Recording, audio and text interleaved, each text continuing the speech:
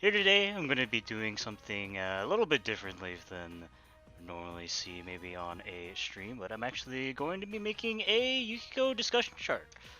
A Yukiko synergy. I'm going to be discussing a Yukiko synergy chart. My bad. Yeah, and I thought this would just be a good way for me to kind of like share some of my thoughts about Yukiko teams. Yukiko synergy is something that I really do enjoy talking about, so I was like, I might as well do like some public streams, have some like chat interaction, see just where my thought process is when I do rate these teams and all this such. I see you, Faded Dragon. What is going on? But anyways, we will be getting Ghostly to the list. That is not the list. That is Dustloop. But yes. Um, First, before we do start, I do want to kind of discuss some of the more like basic kind of talking points and kind of like ideas you can expect from like when I do evaluate this chart. First of all, hold on, I have a doc I'm going to bring up real quick. Let's go. So like kind of some of the general things that like Yukiko wants in a partner, like kind of likes in a partner, and like kind of the stuff, some of the stuff that she can bring to the table for other people. I would say in general that Yukiko is kind of an interesting character to kind of evaluate synergy wise because she doesn't really fall into like a more specific like support or like point character role. She kind of fills both. So when you do evaluate her teams, you kind of have to consider like both those aspects. It's not just like how well Yukiko can use this character or how well like the other character uses Yukiko. It's kind of going to be a bit more combination on both, and I can hope like the list kind of showcases that point. But generally, the stuff like Yukiko wants in a partner are like in terms of just assist value or using the other character as assist, you usually want like a character that has some form of like good space control, like via assist. Like, for example, like Hilda 4P, which covers a lot of airspace, can really help you control neutral.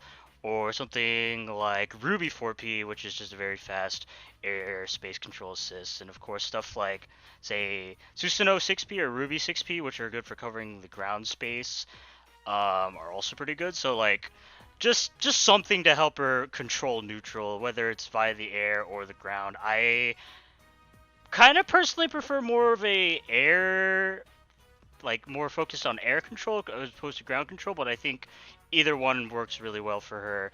And another thing you really want to be looking for in a good Yukiko partner are their like long pokes or like characters with long pokes or like good long disjointed buttons or projectiles are also particularly good for Yukiko because they're very solid at like protecting her as an assist when you call her an assist. Like if you call 6P, you want to have like some way to protect her in order for her to not take as much damage while also still building those fire levels. And I think personally like having those like good ways of protecting her matter so much when you build a team with her.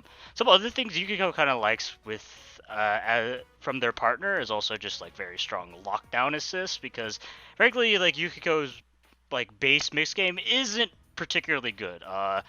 You're mostly without like assists.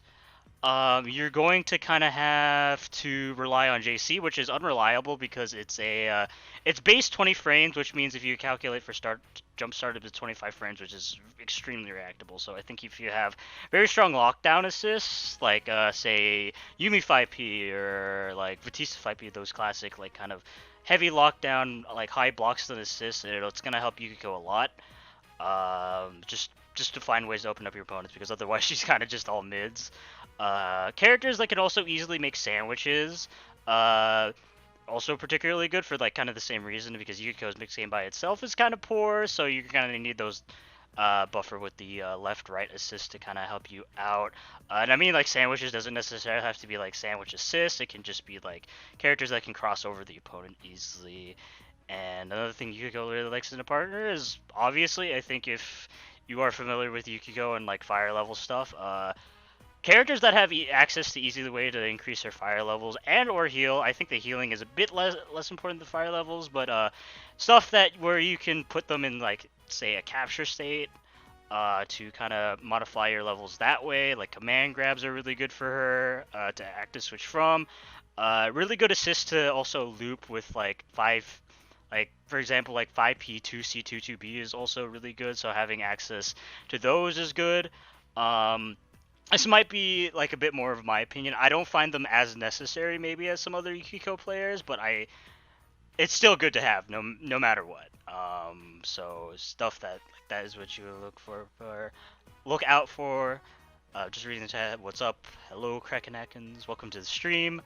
Some things like Yukiko. So now getting to things like kind of Yukiko can provide and some of the stuff like if you were considering having Yukiko as a partner, what you would kind of want out of her. You know, Yukiko obviously has plenty of ways to like can increase another character's damage output, usually via 6P. But you know, just in general, having Yukiko in the back with very high fire levels is good to kind of you know, just make the game end faster or just like you know make up for kind of the lower damage output of your other characters. And you know, conversely too, if you play a very high damage character, Yukiko is going to make the higher damage even higher. The most I think appealing part about Yukiko to me is her 6P, which is a very great air space control assist. Even though you can crouch it, it's still very good at kind of locking down your opponent, and a lot of characters I think can make good use of it. And of course, the more you use 6P, the more fire loads you get, so that's really good. Another thing Yukiko provides is ways to kind of draw out games and help you win wars of attrition. This is more relevant for like zoner characters, and it's not that applicable for like maybe some more rushdown archetypes, but still.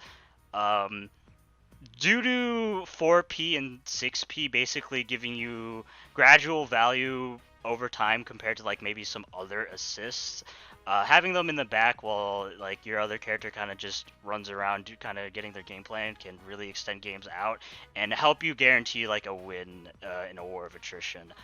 And of course, like she is a pretty good zoner with like decent projectiles, so there are plenty of ways to get your other characters in via active swapping. Like I personally think fans of Miragi are really good for that.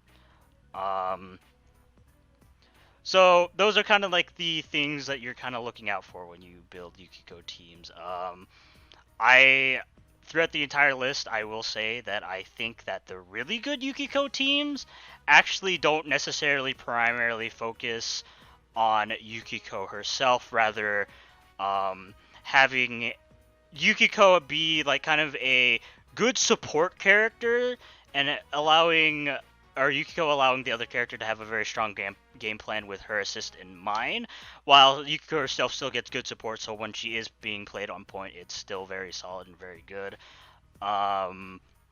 So yeah, I just think, you know, the better your game plan with Yukiko, or Yukiko as an assist, the better your team is going to be. So that's kind of the basic rundown and some of the basic thought process for like you know, Yukiko synergy in general. So obviously, here's the list. We're going to be doing a S through E style list. So yeah, obviously, you know, S being, you know, her best teams, usually teams that are very, very like dual synergistic, and you know, help Yukiko out a lot, and the other character uses Yukiko a lot. And conversely, like E tier is don't play this team, no characters get anything they want. So like, and if there needs to be some more tier clarifications, I will make them. I do have some more specific tier verifications like written down in the doc, but anyways, I think we are ready to go, and I think I'll start off with a pretty obvious choice, I would say, if you've ever really watched, like, two of the more primary Yukiko players. Where is she? Where's everyone's favorite zoner? Yeah, so Hilda. Hilda Yukiko is, in my opinion, the strongest Yukiko team, just overall. It has great dual synergy. and it definitely helps out Yukiko a lot. The reason why this is the case is just the fact that with Hilda on point and her very like long disjointed kind of like laser normals and like her very extremely strong point, she is like one of the best characters to protect Yukiko while she's being called with 6P and like 4P. Um, sorry. Yeah, so she's very good at protecting Yukiko that way. So that way, naturally, you're going to be gaining fire levels by that way. And also, if you do get those kind of raw hits with your big Hilda buttons plus 6P, you're going to be getting a pretty sizable increase in damage, even at kind of the lower fire level. So it's like good for Hilda in that sense. The mix potential with this team is kind of interesting because it's Hilda, you know, and the way with the kind of you pressure with 6P, it doesn't mesh super well with Yukiko assist, to be honest, outside of like sandwiches, of course, but like the team's neutral is just incredibly oppressive, well, impressive too. Um, so that's like kind of part of the reasons why it's like kind of good for Hilda is like it just has really strong neutral and you're going to be getting 6P and like you can call 4P once in a while if you also want to heal. Playing a war of attrition with Hilda is very good. It's because you, once again, just the same similar sense with 6P, you can protect 4P really well, where you kind of just have those long full screen block screens, and you're just gonna get a ton of value that way. But in terms of also Yukiko's side of things, of course she gets the I was mentioning it earlier, like the gigantic 4P, which really helps her zone out in neutral. 5P 2 also being just a very solid like kind of just forward space control assist as well as 6P also being a good forward space control assist. So yeah, just like kind of basic rundown on the team. It's like very neutral heavy, but it's just so oppressively good that Yukiko is just able to get so many fire levels in the background while Hilda can just be really annoying, and it's such a heavy zoning team. Like your opponent's gonna get hit eventually, and like once again, the mix potential of the team, you know, it's a bit questionable sometimes, but it's still very solid, especially with if you can try to find ways to implement like Hilda Fallen Pains and like 214Cs. So yeah. Next off, we will be having probably another obvious choice in the S tier, Yumi. Obviously, Yumi is a very good partner for almost everybody, but she works especially well with Yukiko. She fits a lot of the basic things that Yukiko wants to partner. She has really good projectiles with her snowbirds, able to just protect Yukiko and preventing approaches from your opponent. But much like Hilda, 236 J236C especially is really impressive with 6P. Like 6P 236C is like as long as they're not in your face, it's basically a free 6P call with just off that, and like just having that free 6P call allows you to get so much potential pressure situation. Like what I like to do personally with the team is like J236C, run up 5B and activate CC, and then you can start going with the CC mix from there. And like in terms of what also makes this team strong is in fact the CC mix. A lot of Yumi's mix-ups, like, you know, kind of by herself, she's a little bit iffy, but if you have, like, that full-screen 6P Phoenix, like, in the back, having that, the notorious same-side cross-up ending overhead JC, it makes it really difficult to block, and you get a conversion off that, as well as having, like, really big damage. You know, also, too, it can't be underestimated enough, the fact that this team just does a hell of a lot of damage. You you basically get a free touch of death if you get a 2-1-4 BA starter and you just have like any semblance of meter. Unfortunately we don't have the JC command here. Yeah, you can just basically rob people, and even like off like not even the ideal starter, like even with 5B you're gonna be doing a ton of damage, and like yeah, so like Yumi Snowbirds being really impressive, the pressure being really good, being able to apply like really scary mix-ups even from full screen. And yeah, so that's like it for Yumi Point. Of course, like Yukiko Anchor, or just for Yukiko herself, she gets, I mean, Yumi's entire assist package. 5P being a really good lockdown assist for applying corner mix-ups too, as well as like sandwich mix-ups. Just having that long lockdown assist that actually gives Yukiko a lot of mix. 6P covers so much ground space and neutral. Has a very threatening presence, and it can really help her zone out. And 4P being a very standard anti-air assist that can help her out in a pinch. And of course, the most obvious way she helps her out is just fire level manipulation. Like as long as Yumi can get a hit, you basically get like 3 to 5 fire levels for free. How much you want, and that's a very strong thing to have with Yukiko, is just able to get those free fire levels. And especially too, what makes this team strong is having that access to fire levels without and still having a strong game plan with Yumi point, which is, there are some other teams that we'll get onto a lot later that do have access to kind of good fire level setups, but you kind of in return you get a very weak game plan with the other character on point. But Yumi's one of those partners that I don't think suffers in the same way like that. So yeah, that's it for Yumi, and I guess we're going to just end off the rest of S tier. Spoiler alert, there's only 3 characters in S tier, but I think these 3 characters are significantly more powerful than anything else on the list. And next is 9. So 9 is a bit more, unlike the other 2 teams, which I feel like Hilda's a bit more of a balanced team, and Yumi's slightly more Yukiko leaning. 9 is a bit more focused on kind of playing 9 with Yukiko as an assist. Not to say that 9 doesn't provide anything for Yukiko. In fact, the reason why she's in S tier is she actually provides quite a sizable chunk, but it's not as much as Hilda or Yumi. But yeah, if you know how 9 plays, she uses a lot of those kind of air teleports to kind of approach as well, as her spell. And that in combination with 6P is incredibly obnoxious to deal with.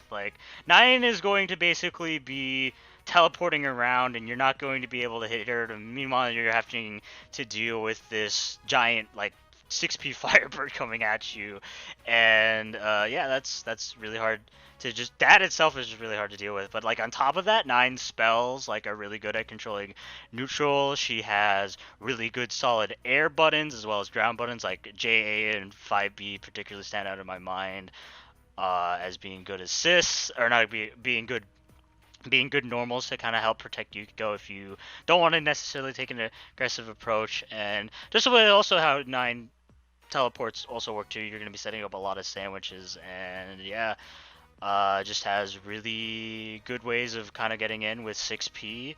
And when you do kind of get in with 6P, you can call CC and have basically 9 run her fairly good mix-up game with 6P, especially the left-right stuff is going to be incredibly obnoxious to deal with, full screen, especially also since you can also do it in the corner. It's also going to be very impressive in the corner. So that's kind of how it is with 9 on point. It's just very, very oppressive stuff with teleports and just 9 buttons able to protect her. And with Yukiko point, like I said earlier, it's a bit more of a tiny bit more of a 9-centered team, but 9's assists are also very solid overall. Scarlet Vein 6P is very good at kind of sniping out, and since it is tracking, sniping out other characters while they're approaching.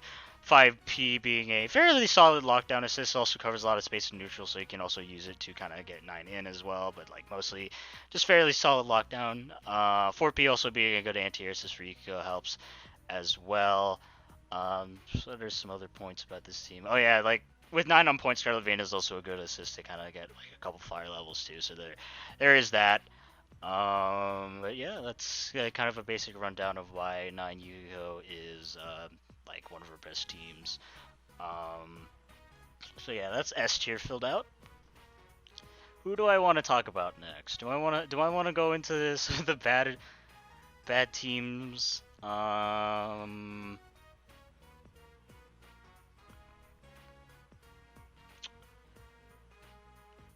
Actually, let's talk about Adachi.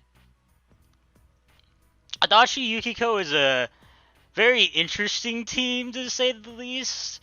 It's probably the most Yukiko-centered team out there, even more so than like Yumi or Hilda. Uh, if you've ever seen the team play, it's a lot of just oppressing the opponent with AZO and BZOs plus 6P and just using the long active swap or long block stun and active swap window of 6P and plus BZO to kind of just gain and modify your fire levels, or using that to approach, and that, you know, that's incredibly good for Yukiko. Just having that ability to kind of just basically get fire levels whenever you want is super good. Yukiko also gets really good assists from Adachi. The 6P also once again being very good at sniping at the skies. It's much like Scarlet Vein. It tracks. It's really hard. It's not the hardest thing to contest, but that combined with having to deal with Yukiko zoning is really hard. 5P also being a really good lockdown assist also helps with the mixed game, and also 4P, you know, is another very standard anti-air assist to gonna help her get the airspace above her head, which is good.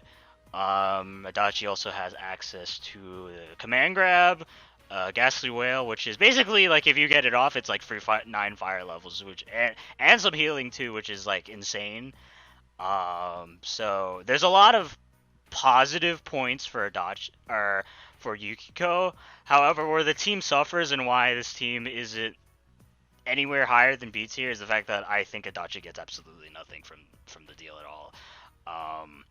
6P, he doesn't use 6P very well, and he can only really protect it from full screen. When he's up close, his buttons are very stubby and not the greatest or fastest, so like when they're in your face, it's going to be really difficult. A lot of the counterplay to this team is just being very aggressive with it and not letting it set up, because Yukiko herself doesn't have very great defensive assist. I mean, you've seen Yukiko 4P4, it's really tiny and it's not super fast, so you're not going to be protecting Adachi that way.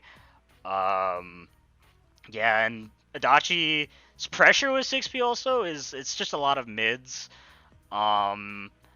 And normally, he also does have a command grab, which normally would be good with Yukiko, but I think it's just a little bit too slow to really work out. I think that you give it enough time to kind of jump out and, like, just nullify the mix. So, like, in terms of pressure, there's nothing really going on there, because Adachi, frankly, just with 6P, really is only having, like, strike throw and maybe the cheeky, like, sandwich setup here and there, but not particularly anything stand out in my mind, so this is just probably the most blatant example of a team I would put in B tier, just because, you know, it's incredibly one-sided and there's nothing going on for the other character. Alright.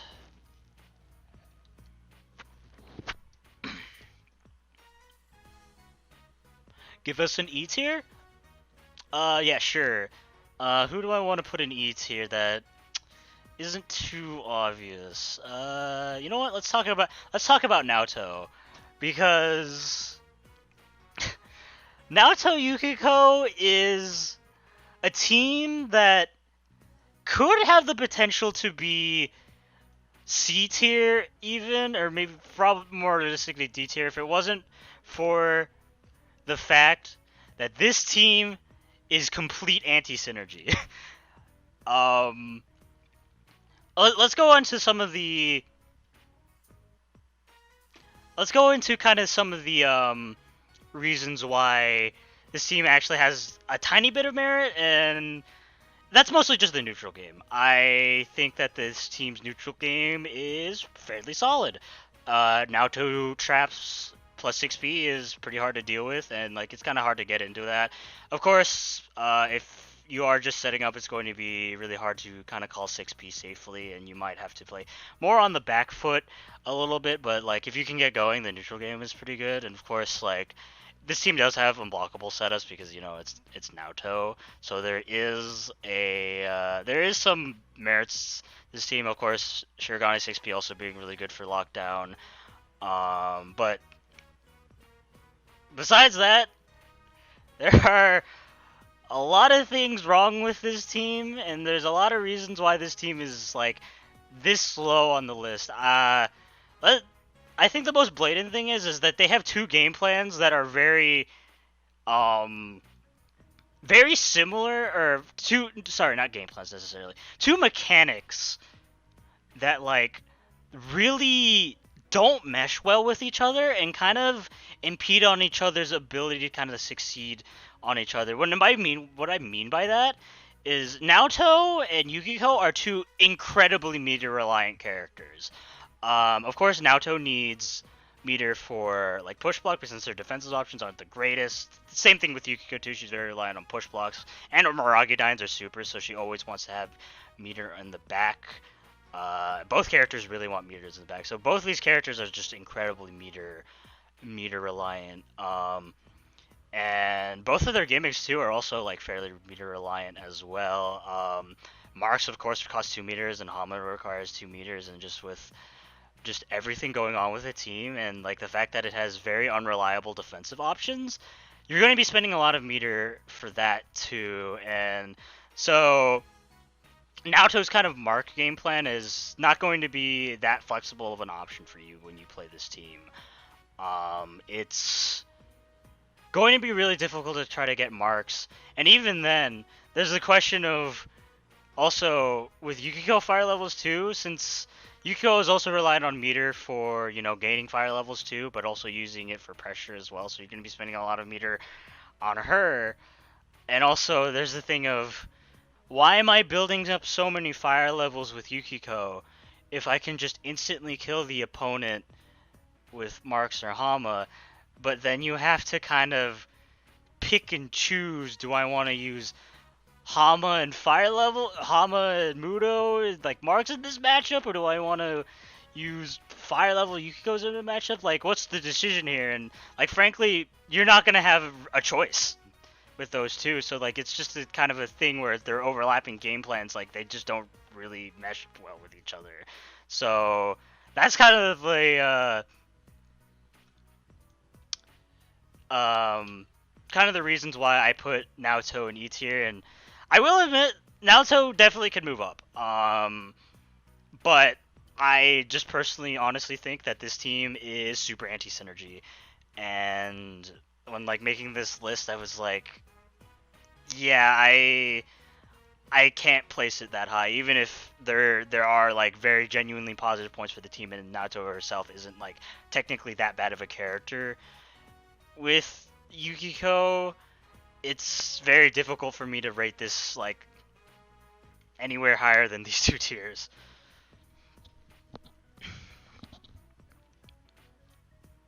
All right, so that is Naoto out of the way. You know what? Let's also get a D tier character out of the way. Who do I want to talk about? You know what? I see Atkins in the chat. We'll talk about your girl Mitsuru. Mitsuru Yukiko is a very awkward team, to say the least. I think, obviously, it's Mitsuru assists.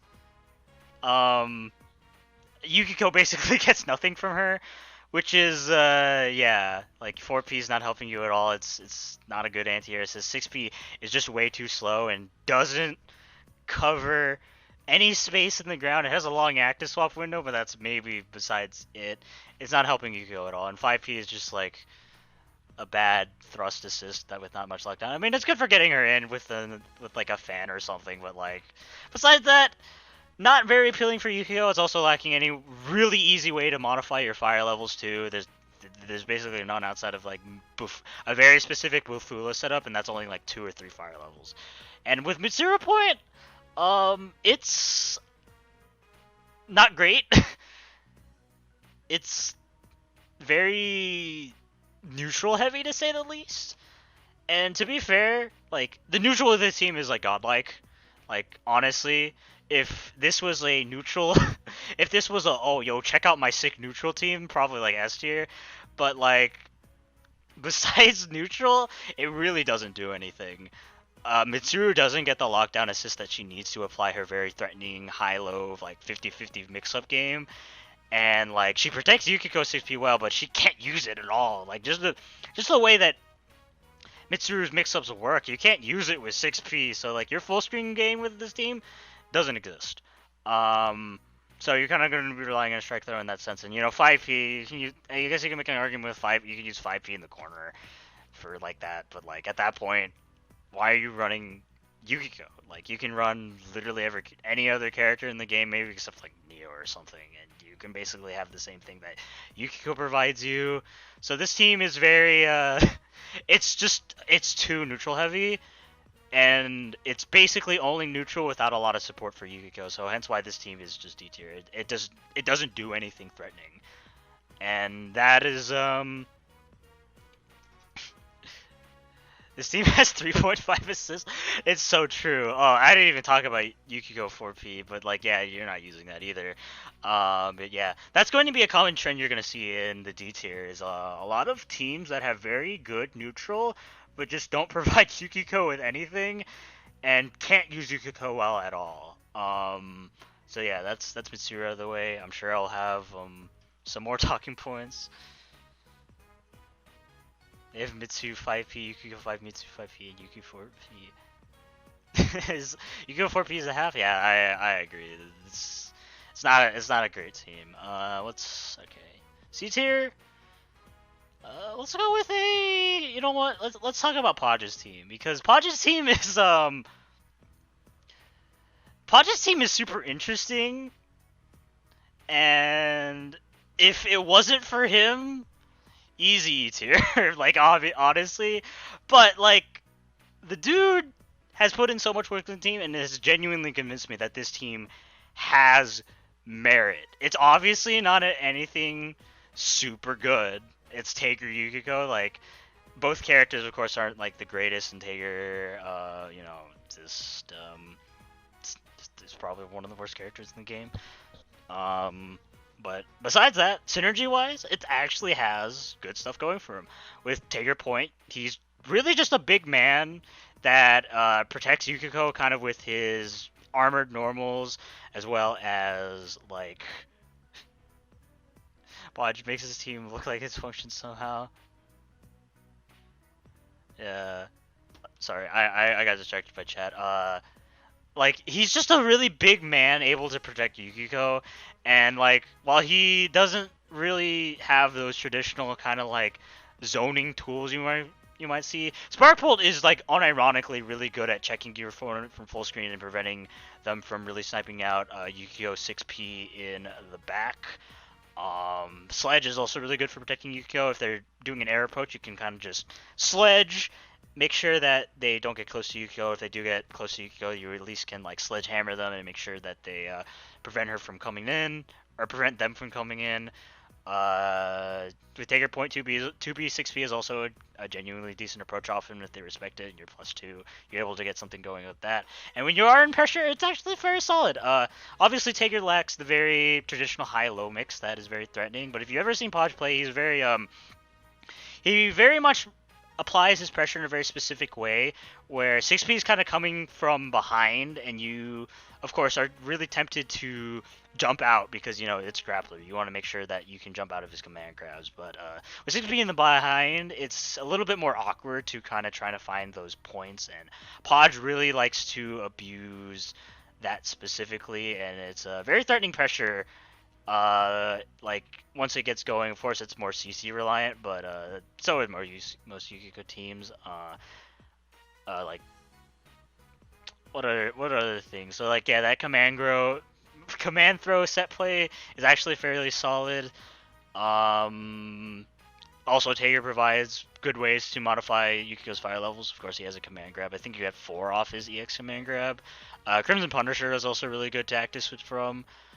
So yeah, it also has fire level stuff going for it. So yeah. So why is this team? All those sound good, but like, why is this team in C tier? Well, first of all, like I said, it's Tager. His assist value is really not the greatest. 4P is okay, I guess, maybe if you can protect it, but it's not very rewarding.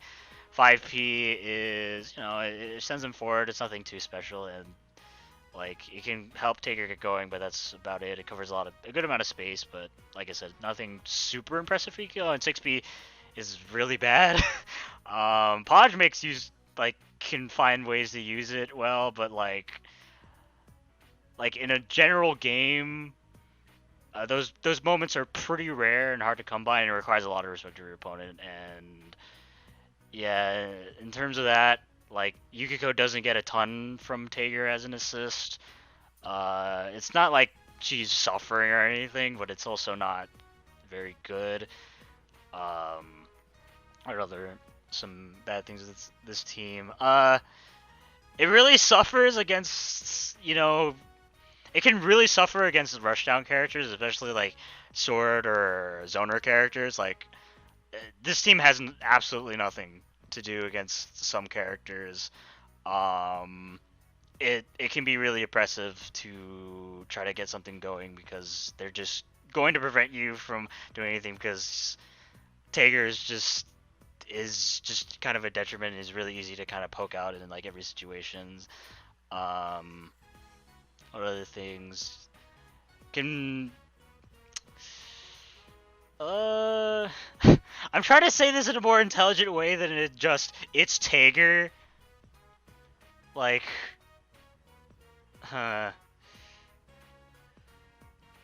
it's Tager.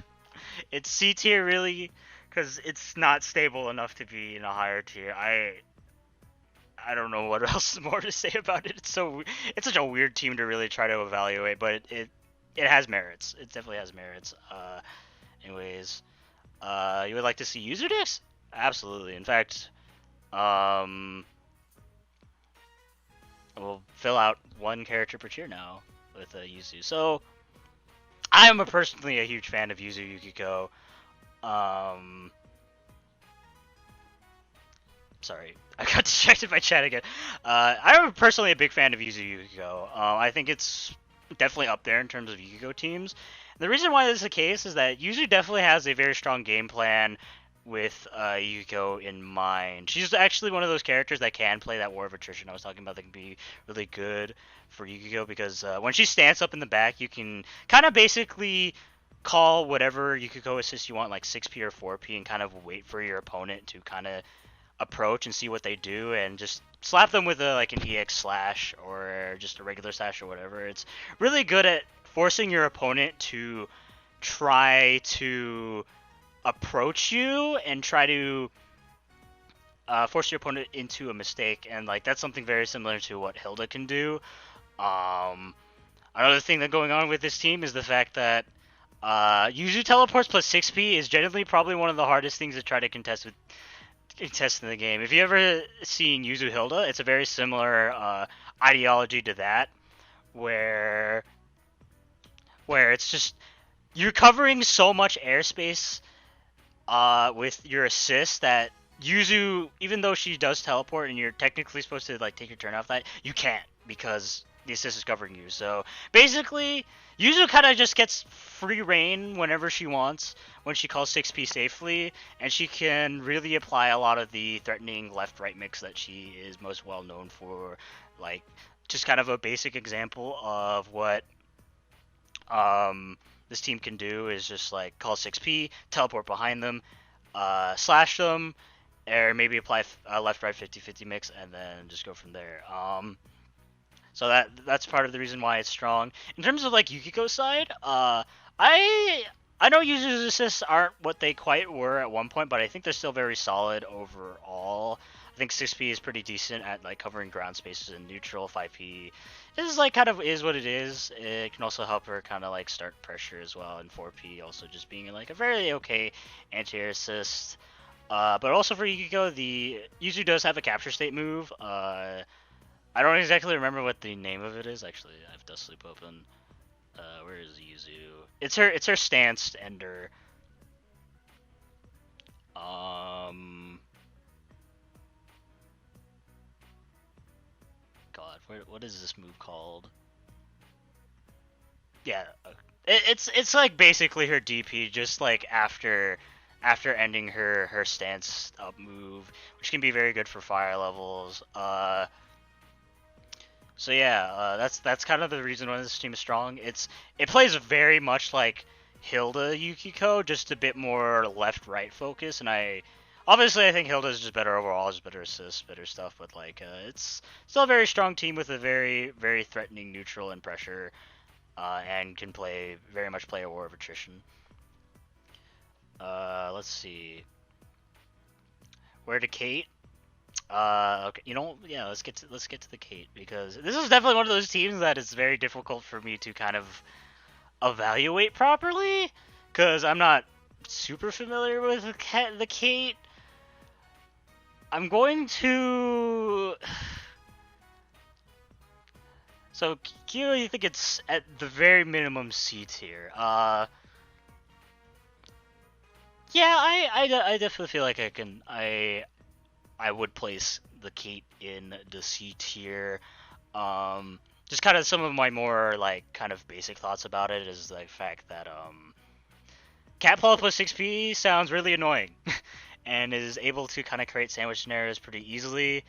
Let me actually look up some of the Kate's frame data, because I don't know if the non-EX versions are safe on block.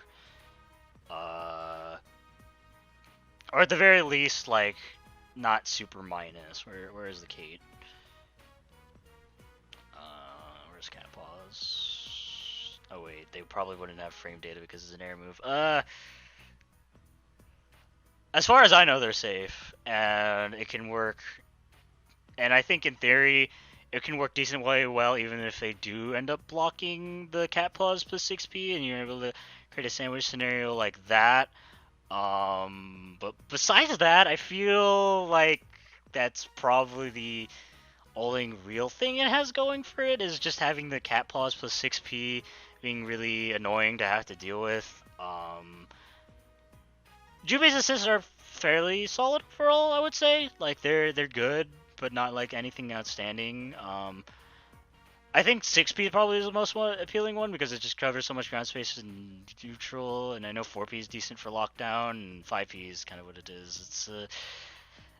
It definitely feels like a very like decent team, with probably some more potential than I'm realizing, but I think those are kind of some of more of my basic thoughts about it, where it's just very much a neutral game focused on trying to call Cat Plus plus 6P a lot, and just kind of getting some left-right mix from there. Alright, that is Kate out of the way. Would anyone like to suggest a character?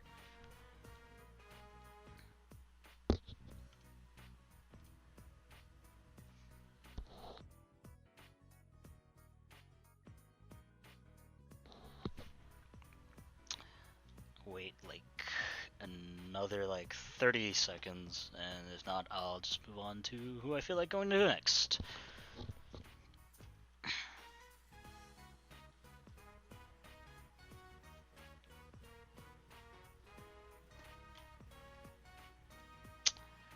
I might as well also change the music while I'm at it.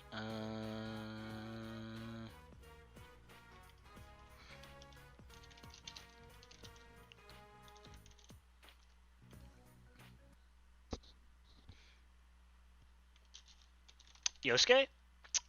You got it, Chief. Let me just put on the music.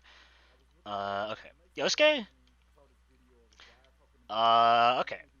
So, Yosuke Yukiko is also one of those really weird, interesting teams that kind of have to evaluate. So obviously, I think the more general idea with the team is, once again, just going to be calling 6P plus kind of airstall shenanigans with Yosuke just kind of being really obnoxious and hard to contest.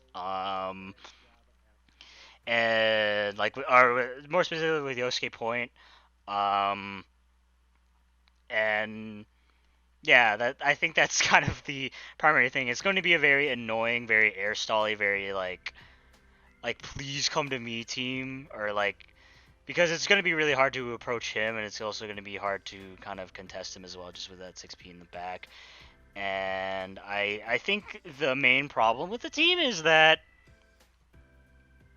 I really don't like Yukiko 6P plus Yosuke 6P existing. Yeah, that sounds like really annoying to have to deal with, but I think the reason why I'm like conservatively placing it in C tier is the team seems very annoying and very obnoxious to have to deal with, and you can definitely win games just by being annoying, but I'm really unsure on how well Yosuke pressure really works with like Yukiko assist. I don't feel like it's particularly anything that Yosuke can't already do without 6P. Just the moonsault shenanigans are. I think you would rather have something that is more like a grounded lockdown assist as opposed to like a Yukiko 6P. Um, like the pressure in that sense seems like it'd be really weird. Though I think maybe perhaps it's going to be a team focused more on trying to left right mix with your opponent. Um, as opposed to like more the traditional high-low stuff or high-low left-right stuff like Yosuke players tend to do. So I think in that sense it's a bit like limiting for Yosuke in terms of using Yukiko as a partner. You're not going to be able to have that threatening of a or as threatening of a mix-up game. I think it's going to be mostly like left-right stuff and being really annoying with 6P as well.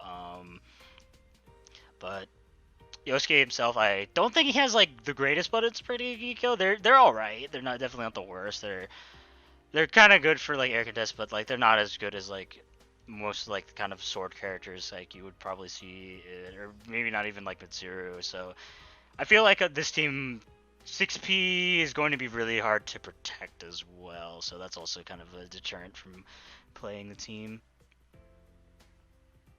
Yosuke is really good on the ground. He actually benefits more from air support. Oh, actually didn't know that. Well, I guess that's because like Yosuke is kind of we mostly see him in the air. His ground buttons are actually better than his air buttons, which is a lesser known fact. Oh, interesting. I have to think about that more then. I know Yosuke's like really good at like stagger pressure.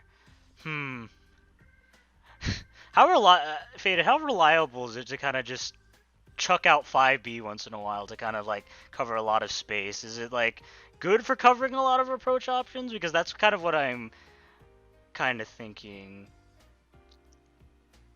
7 free -1 buttons go crazy. Yeah, it's pretty gross. Those 5A, I don't know if it's super great at protecting Yukiko. It's definitely not a rapier normal. I guess in the meantime, I'll go over kind of the good points for Yukiko herself. Is 4P or Yosuke 4P is a fairly solid quick anti-air assist. I believe it's 10 frame startup, which is fairly fast. It can help her kind of get people off her. 6P also just being good for covering ground space as well. It's super active. It's super hard to contest. And 5P I think is not good. And yeah. So I think Yukiko gets like some decent assists out of Yosuke.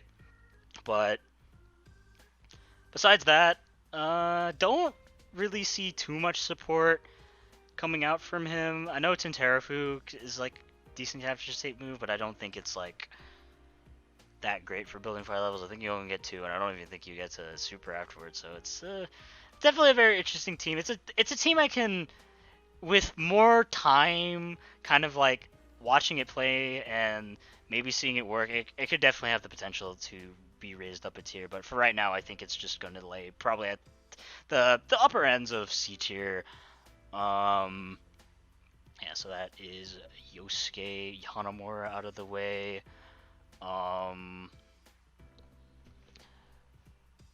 Let's go. We did 2 C tier characters. Let's go on to a B tier choice, which is what do I feel like? Let's go with Kanji. Kanji Yukiko is a very I don't know how many times I can say interesting, but like interesting team because it has a lot of really good stuff going for it. It's Kanji Yukiko, so it's in that sense it's a very unstable team. But besides like kind of the character instability, there's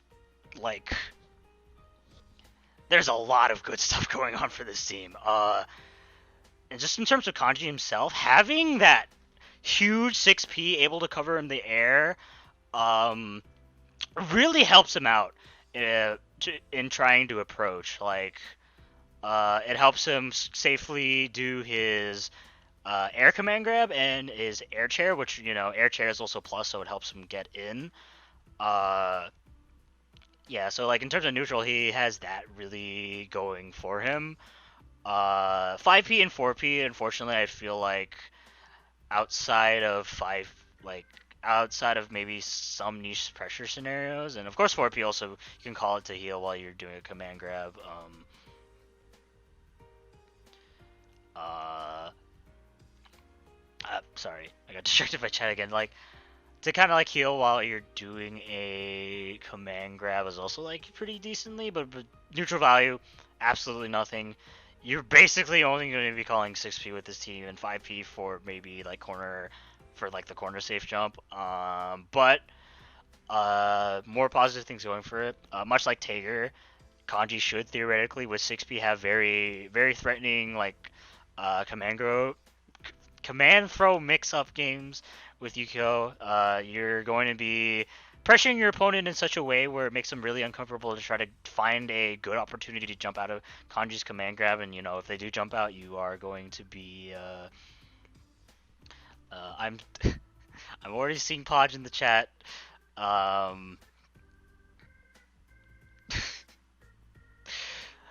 We'll get back to Tager Podge. But like Kanji is going to be applying a lot of like that threatening grab mix-up game that you can kind of apply with Tager. Maybe even a bit more threatening because I'm personally a believer that Kanji himself has a bit better a time than Tager of trying to like call out all of your opponent's options with the command grabs. Of course, you also have the super rewarding option of just his command grab super, which is like the insane 6-frame grab super. And Kanji himself is, I think, the main point of this team and why it can really suffer is the fact that Yukiko or Kanji isn't super good at protecting Yukiko. Like his buttons are big, but they're like incredibly slow. So if you have a character that can really contest you in the air, it's gonna be hard. It's definitely not the worst though. I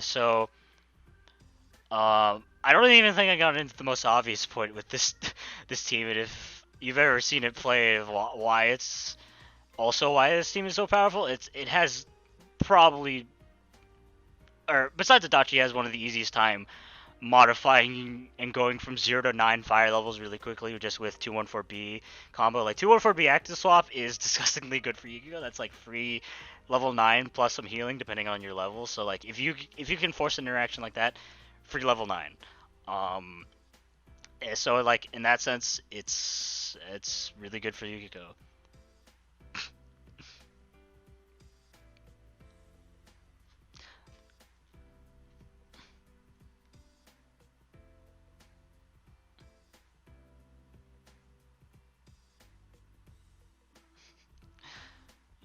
Well, clearly I have been disowned by Podge, but it's okay. We're gonna continue on with the list.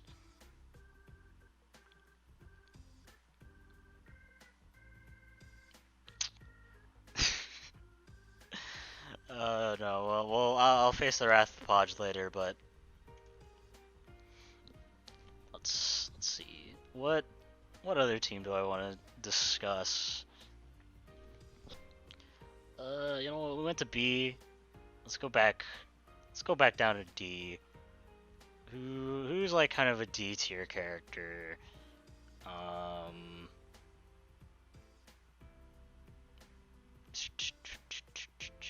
You know what? We'll go with the funny tank team. And I will say, first off, Tankiko could easily be E tier, but there is a very specific reason why he's not. Tank 4P is like disgustingly good, I would say, for Yukiko. It's really fast. It covers so much space. It's really helpful at allowing Yukiko to kind of get her or be more comfortable in neutral. It's also a really solid lockdown as well. And besides that, there's not a lot going for it. There's the team fundamentally is pretty bad, I would say. Tank is a zoner character, and like normally kind of zoner characters kind of mesh a little bit more well with Yukiko, but it's the type of zoning that Tank applies is very it's very limited because he can only really cover an area within like a very specific point of the y-axis. Like he is notorious for not being able to. Um, he's very notorious for not being able to cover like space directly above him, which is definitely very relevant when you try to protect Yukiko because air approaches are basically going to be miserable for you. If any character, and like I would say most characters in this game, like have some way to approach from the air, you're going to suffer a lot. You're not going to be able to protect Yukiko very well, and like as a result, like she's going to get hit a lot. The team's pressure isn't super good.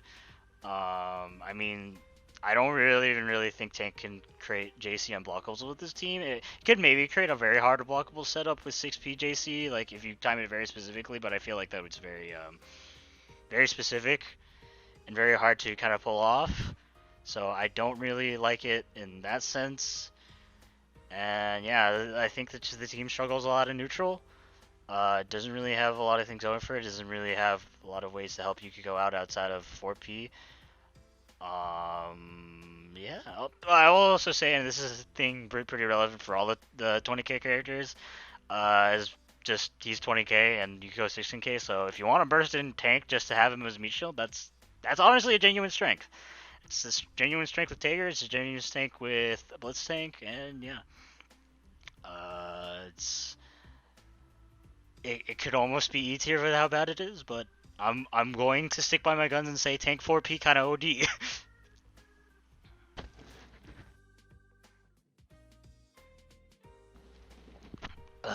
Okay. Let us. We haven't gotten anywhere in the A tier yet. Let's go with Ruby. Ruby Rose. Ruby Rose is probably the kind of the poster child of just very standardly good point focused character teams.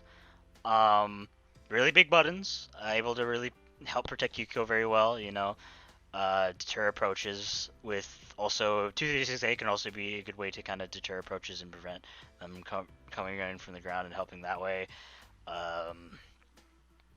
Yeah, it's really good at protecting Yukiko. A pressure with the team. Ruby Rose is the poster child of BB Tag. You know, she kind of is. But yeah, she has pretty solid pressure, I would say. With 6P in mind, sorry. She does have a pretty solid, very good instant overhead that I think is very threatening with 6P, since you're either able to convert off it if you're successful with JC plus Gun Blast, or like kind of keep it safe with the 6P coming behind you, as well as also having access to Gun Blast with 6P on point. This team also sets up sandwiches fairly well. The 214B Gun Blast, which is the forward moving one, is able to create sandwiches, and is also fairly decent as a approach option if you find the opportunity to. Like 6P 214B spam basically gets in as long as you can protect Yukiko fairly well, which should be fine as long as they're not like right up close to you, because you're a Ruby Rose. It's really easy to contest people. It also has a hitbox too, which is also good if they're trying to contest you, and you're also gonna convert off that Phoenix if you get it. But that's not super reliable, but still something good to trade. So you're able to set up sandwich mix decently easily as well. Yeah, it's just good buttons. Good buttons able to protect Yukiko. Really good solid pressure in mind with Yukiko as an anchor, like with sandwiches and just having a really solid instant overhead and the such. And yeah, and in terms of Yukiko side, she's definitely not suffering at all from Ruby. Definitely maybe not the greatest assist for Yukiko, but still very good. No one's ever going to complain about having Ruby 4P. That thing is just fantastic, and especially fantastic for Yukiko if you're if there's someone like kind of above your head and you can't really contest them with fans, like that 4P is going to help you like a ton. 5P, not super appealing to me. Yukiko is just a standard strike forward assist. Though I do imagine there are plenty of ways to do 4 sandwich setups with that team just because of how the collision blocks works. And 6P is just a standard gun. It's just a bullet. It's able to cover the ground space very well. The C tier is not real team zero. I mean, Podge, how many Yukiko players are there? if we were making a list, S tier would just be Hilda, A tier would just be Aurier and Tager, and B tier would be like Batista. Hey man, I am sorry. This list was not made to pander to the four sword Kirby emotions. Also, what's up, Jesus Peace? How are you doing? Do I have to make a Podge tier so he isn't sad and put it above C tier?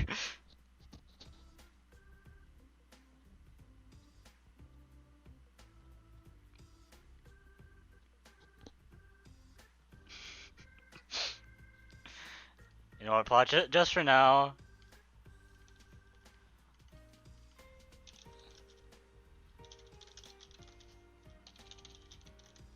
There you go.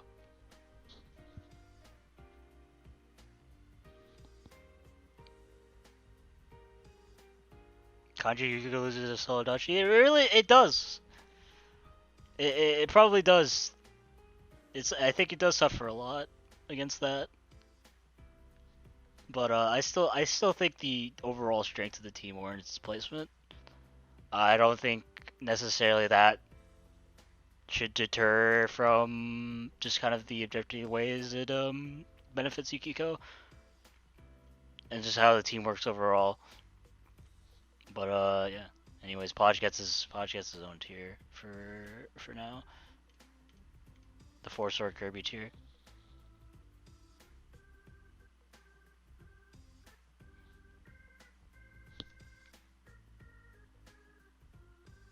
Alright, well, we're probably going to be expecting a MLA format style essay coming out from Podge in the next couple moments, but yeah, so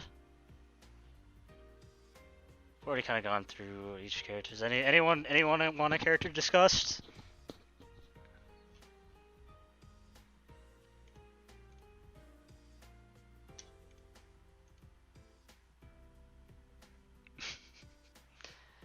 New 13. Okay. New 13. I know some other Yukiko players personally really like New 13. Or New 13 Yukiko, but I've never really been a huge fan of it. I just frankly think that even though New is a zoner, I think he kind of suffers from the Blitztank problem of the zoning kind of being not the greatest at protecting Yukiko. It's kind of weird how it works. It kind of sends out this slow, like not even full screen projectile, and you kind of use it to kind of start pressure, but I don't think that particularly works well with 6P. And while you are able to get a lot of sandwich scenarios with the team, I feel like it's a bit less good because it's just like new teleports are like kind of minus, and usually I feel like with new you kind of want something more that isn't like. I think the main caveat with it is the fact that you could go 6P being a crouchable and just low profileable. It's kind of hurts the team's viability, to be honest with you. I think the team would be a lot better if you weren't able to crouch 6P, because I feel like New doesn't have super great ways at utilizing 6P. Actually, she does have JC, but I don't know how I feel about that now. She does have some things going for her, but I just feel like the neutral of the team isn't good, and it's not like anything worthwhile for it. It's just not a team that I can see working just because of how unstable kind of new zoning is. And like, of course, New's assists too are okay. I mean, obviously Gravity Well is kind of bad.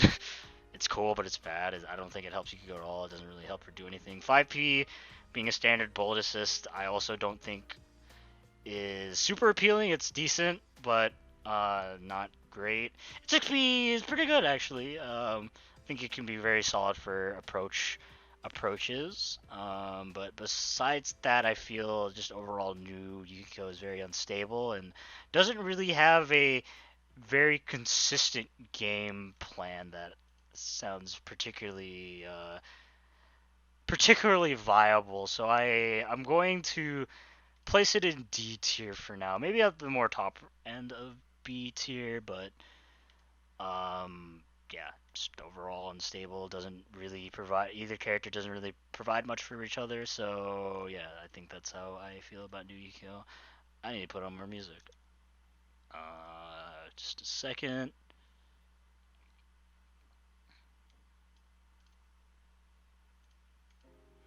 Let's see. Teddie Yukiko? Teddie Yukiko. Okay, let's see. Where's Teddie? Or Kuma if you're playing in Japanese. Teddie Yukiko is weird. This is one of the teams where when I first ever made a Yukiko synergy list, I had a genuine struggle on how exactly to evaluate it.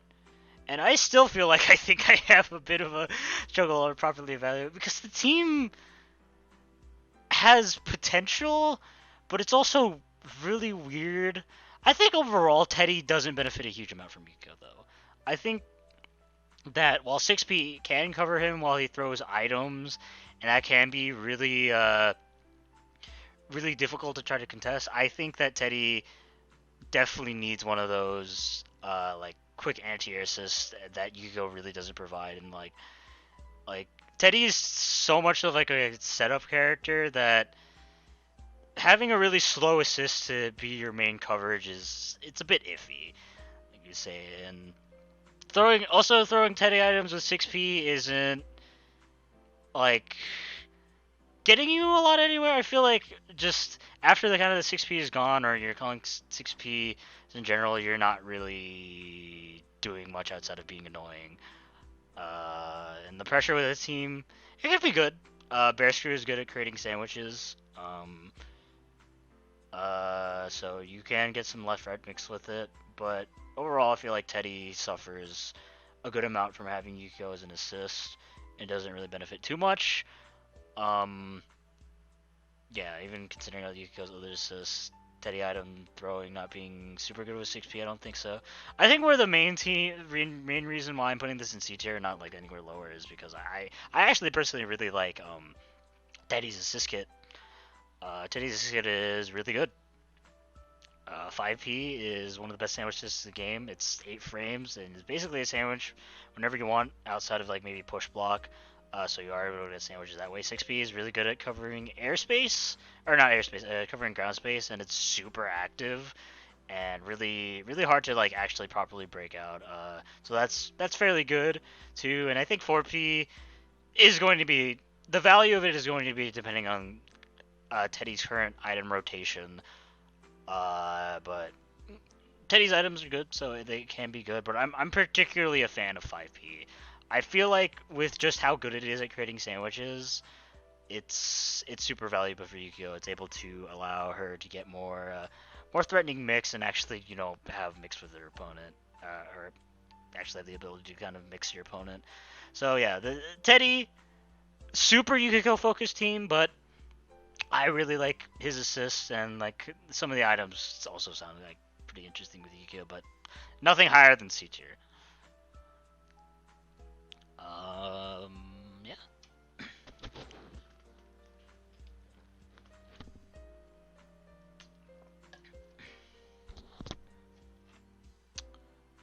Waldstein? Yeah. Let's go with Waldstein. Waldstein, I think, is one of those, you seen that team at Eagle, by the way? Yeah, that's actually not too surprising. I think this team was very popular, like, in kind of the early stages of Yukio, and, like, for very good reason. This is also one of those teams where you can get 9 fire levels for free. Just off one interaction. Like I said, even though I'm not a huge focuser on fire levels, you're never going to complain about having that degree of fire level increase just off one interaction. it's really good. um, Besides that, Wald also has pretty big buttons to protect Yukiko. They're a bit more slow and committal, which is definitely makes them harder to use compared to some other characters, like say Ruby or like Yumi. Like the speed of it is definitely somewhat of a negative thing, even though they are so big. So if they're in your face, Yukiko is going to be somewhat hard to protect. Unless you're doing it in the air, in which case you got the God 2B, but like still that has some counterplay to it. What else is really good for the team? Wald's assists are also really good. I really like Wald's assists. They're all good. 4P is good standard lockdown assists. Same thing with 6P. Both of them are also like decent for like ground control. 5P Aizenaga is just really quick, really fast. You know, it's or quick for what it is. You know, just able to cover ground space with the team, and like Wald's assists are mostly focused on ground control, which is like I said earlier, it's not the worst thing for Yukio. I don't think that Yukio needs air control. Sorry.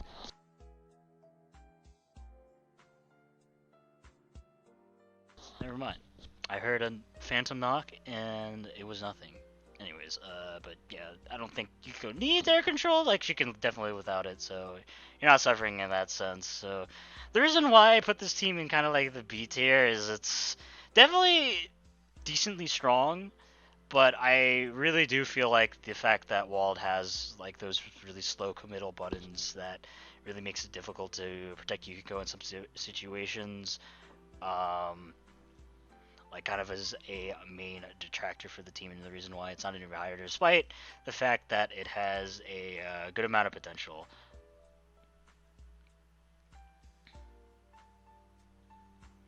I just realized all the teams we have in B tier are all the man. Let's get Yukiko to level 9 as fast as possible teams. We got Adachi, Wald, and Kanji.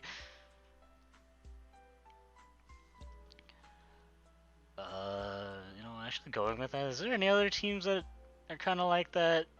There's only really those, I think. Well, besides Yumi. Though I don't think Yumi actually gets you 0 to 9 in one reaction. It gets you close, though.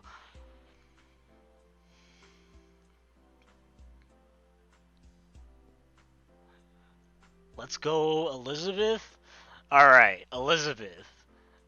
This team is so whack. It it is just so... I think overall this team is like really bad. But when I want to evaluate it, like if this was a team strength, more focused on like team strength, like this team is so bad. But like in terms of like the stuff it provides for Yukiko, it's like low key busted.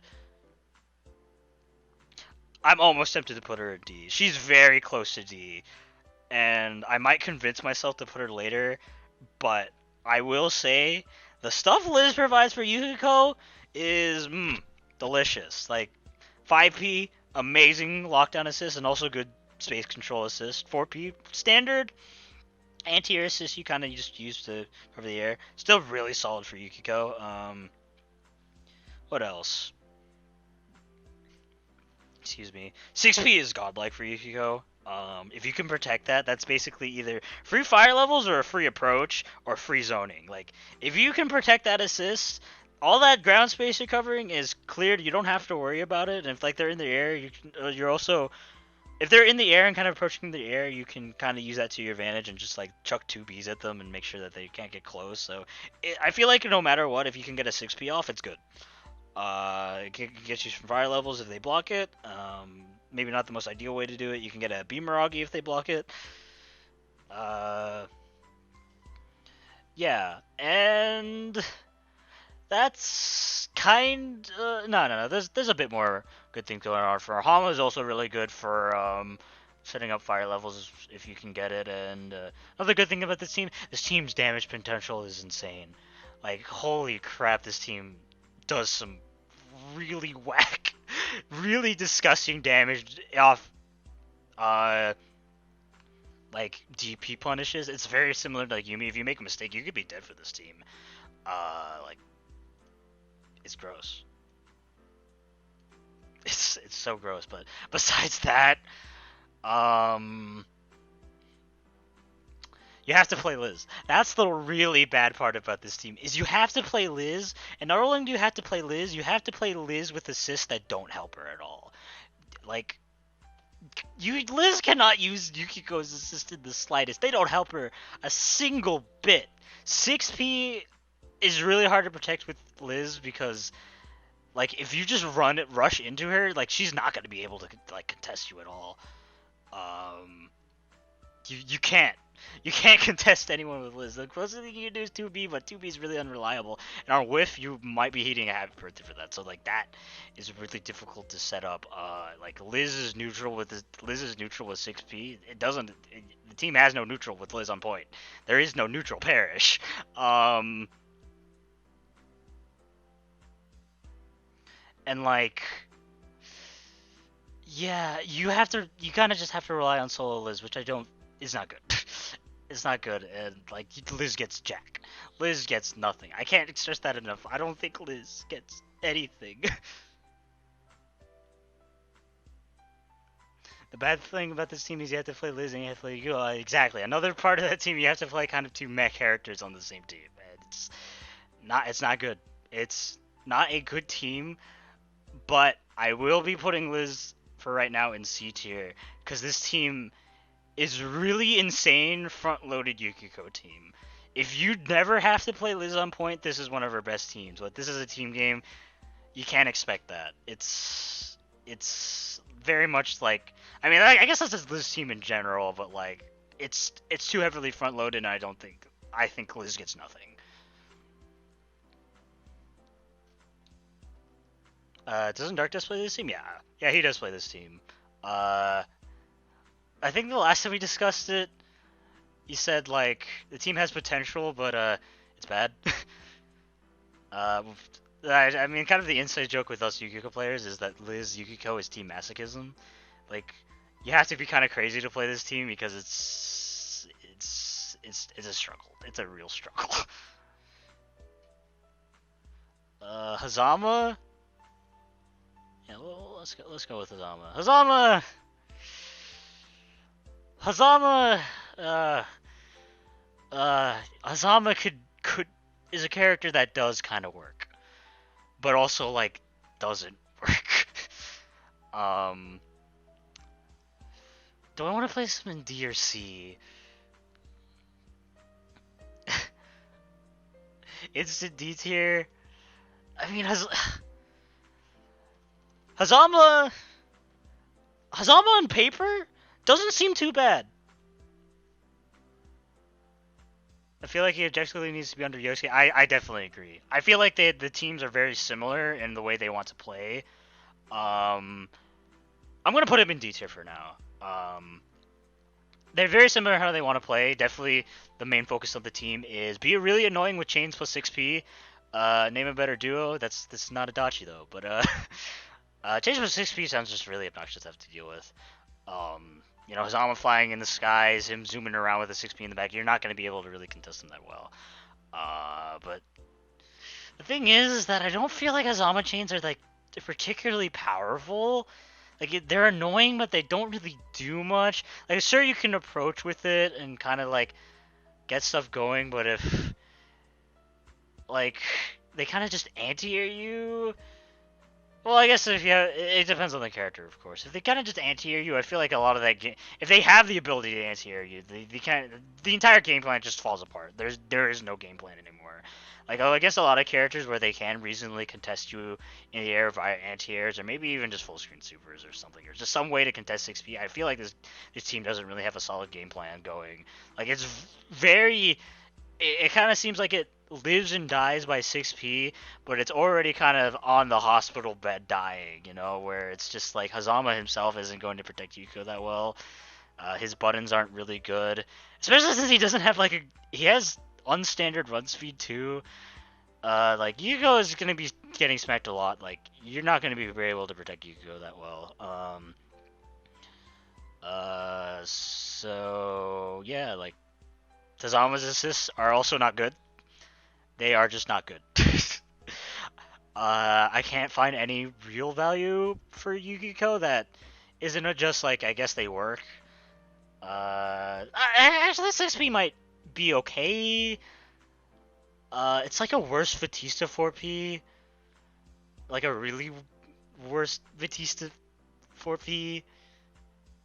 So I don't think that's particularly good. 5P, like, is it supposed to be an anti-air assist or is it supposed to be a strike assist? I don't know, but it doesn't really do either. And 4P is like, I don't even want to talk about this. This is bad. And like in terms of value to Yukiko, I don't think there's any. It doesn't have a strong game plan on point. Yukiko doesn't really get anything. Uh, yeah, team seems really bad. I'm actually not gonna. I'm gonna probably put it below new. Actually, it's just not an appealing team to me at all.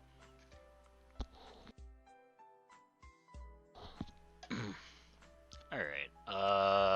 Let's Merkava. Yeah, let's go with some Merkava. Finally, a team in V tier that I don't think is just level 9. You can go to the team. This team is pretty good actually. I think that this team is honestly pretty underrated.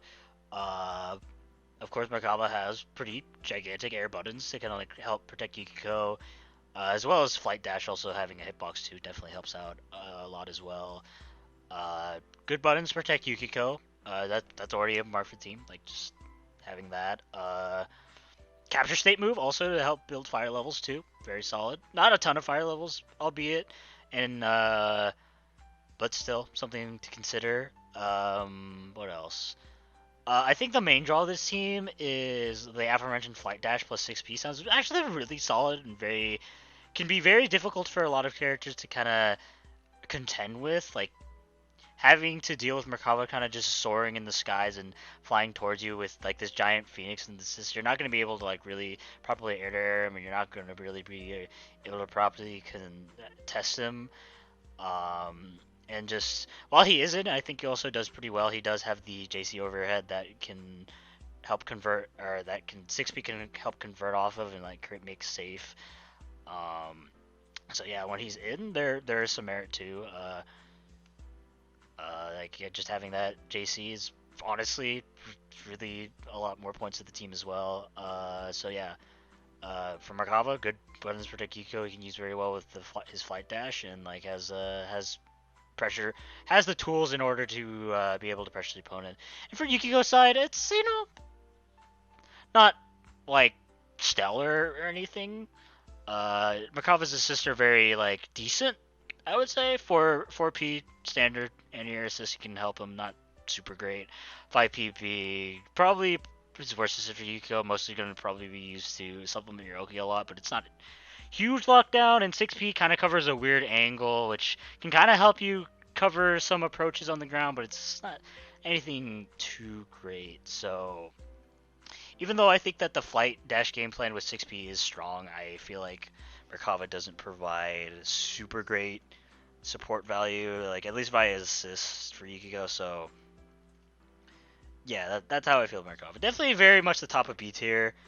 At least for now, he might be like kind of the gatekeeper for the other tiers. So yeah, there is the Merkava. I'm gonna go get some water first. My throat is kind of getting parched. So if anyone has some characters they want next, just type it in the chat.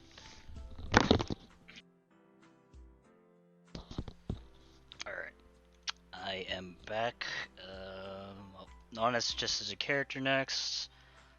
Let me change my music again.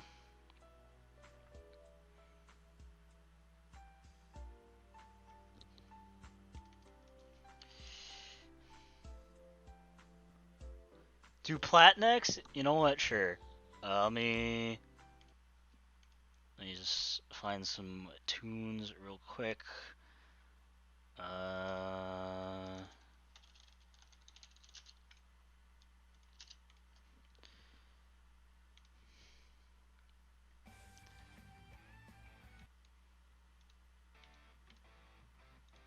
Alright.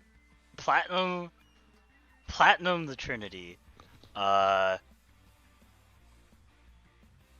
is she? I'll put him in the same tier as Podge. That team is about as unicorny as Taker Yukiko, so I think they deserve to be in the same spot. Platinum Yukiko, man, I don't know how the heck that team works, but it just does. Kaiden's in the chat. He is probably the person that has convinced me that this team has merit. It has some genuine stuff going for it. Like, plat zoning plus 6p is not super good. It's definitely not as good as some other kind of zoner type characters like Hilda or Yumi or it's like stuff like that. But still, I mean, it's something. It's definitely able to protect her that way. It's mostly grounded approaches too, but it's still something to consider. What else? Like plat pressure with 6p is also pretty decent. She does have an instant overhead. She can help convert off 6p if you do layer or do structure your pressure right. A bit hard to pull off, I would say, but still there. So like, flat point isn't super great. Like traditionally, she doesn't have like great tools to protect Yukiko, but she has stuff to kind of help her. The main reason I'm putting this a bit higher actually is, funnily enough, I feel like Plat provides a lot of value for Yukiko as a partner. I'm personally a huge fan of Plat assists. I think they are incredibly underrated. Even though they are RNG, I think personally all the options. Wait, why is Plat in the B Podge tier, not in just B tier? It's, you know what? I'll slash unicorn. I'll also call it slash unicorn tier. Because Plat Yukiko gives off the same, like, how the heck does this horse energy as Taker Yukiko? That placement isn't final, by the way. That's I'll probably like when I like actually structure the chart, I'll probably place her like somewhere in C, but for right now, she can go into unicorn tier. So yeah, I really like Plat assist. Honestly, I think all versions of 4P are really good. Really solid like pressure assists. Pressure assists and like some of the options are also like decent for getting people off you. I think the frying pan is pretty good, but like of course, it's not the most reliable because, like I said, it's RNG. 5P very standard, very like kind of assist, but I think where the real value comes in is the 6Ps. I think all the options for 6P are really good for Yukiko. I think the bombs are really good at helping her control airspace and like some of the ground space as well, even though they're not like, they don't go super high. I think they cover just the right angle in order to help you. Magic Missile also help. It's just a very standard bullet assist. Actually, I forget. Or do they fire 3 on 6P or is it just 1? I mean, and either way, I think it's still very solid.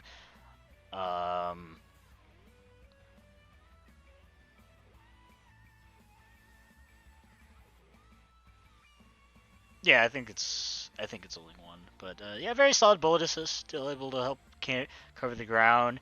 And though what I really love from Plat assist, and if you do get it, it's like so good, is the boomerang Plat assist.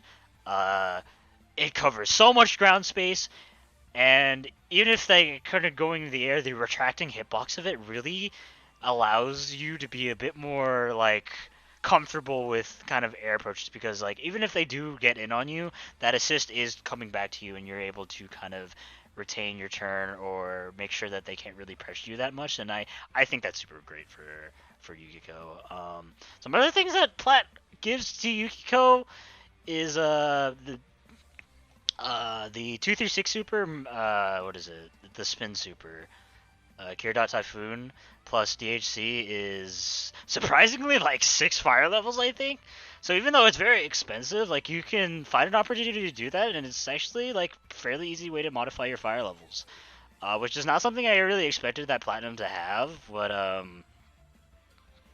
yeah, it's genuine strength of the team. It's just like a team that has stuff going for it that's very solid overall, but the problem is that you're kind of running Platinum Yukiko, and it's not super stable, but like still, I think these two generally have synergy. Like they have decent pressure. Plat has decent pressure with 6P in mind, and gives Yukiko like pretty good assist value. And you know, Plat not the greatest for Yukiko, but she can do it. She doesn't suffer too much. So actual tier placement definitely in C tier. Like I can bring up a lot of positive points of the team, but it's still at the end of the day, it's very unstable. It's Platinum, and it's not definitely not the greatest for either character, but still very solid.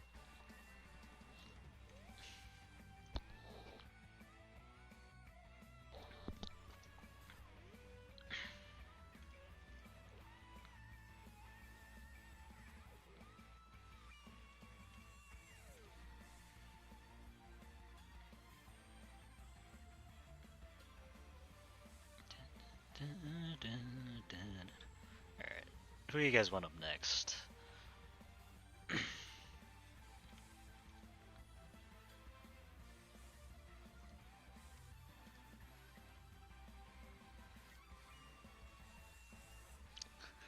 Makoto!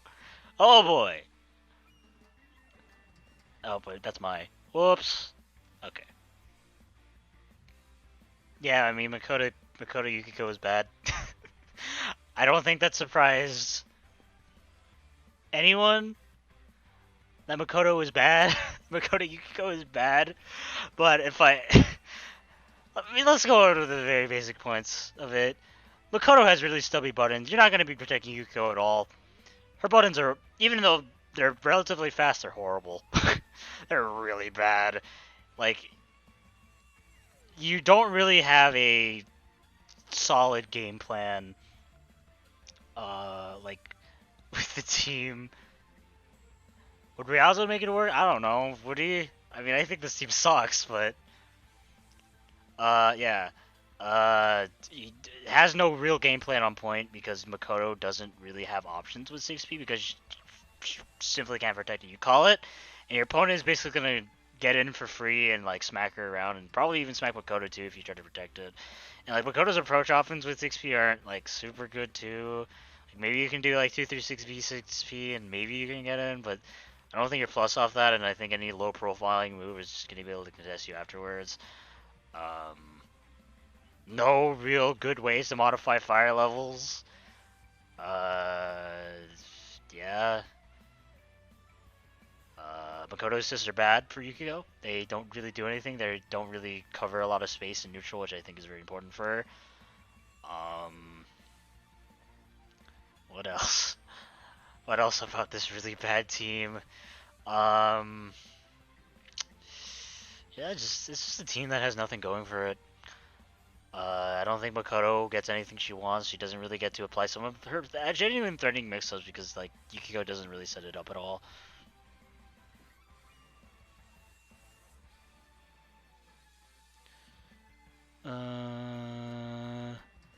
Yep. I I feel like I don't fundamentally have anything different to say except team bad. Don't play it. It just doesn't fundamentally work. I've seen Jesus Please say Carmine multiple times, and I think I'll finally go over him. Carmine? Very solid team. Very solid team. It has incredibly good neutral. Like, oppressively good neutral. Blood Wheel plus 6P is just like, how much stuff can I put on the screen? A lot of it? Yeah, you're not going to be able to really contest that. Like, at all. It's a very difficult team to try to navigate, and as a result, I feel like Carmine gets in relatively well. I think the main problem with this team is that while it does have really good neutral, it doesn't have good pressure. A lot of the stuff, like Carmine is notoriously like he's really good at controlling neutral, but his pressure is a bit more unstable. It's a bit more like strike throw focused, and like not super like threatening, especially with 6P. It's just going to be a lot of mids basically. You're going to be chucking at them, and you're really hoping for your opponent to kind of mess up or make a mistake.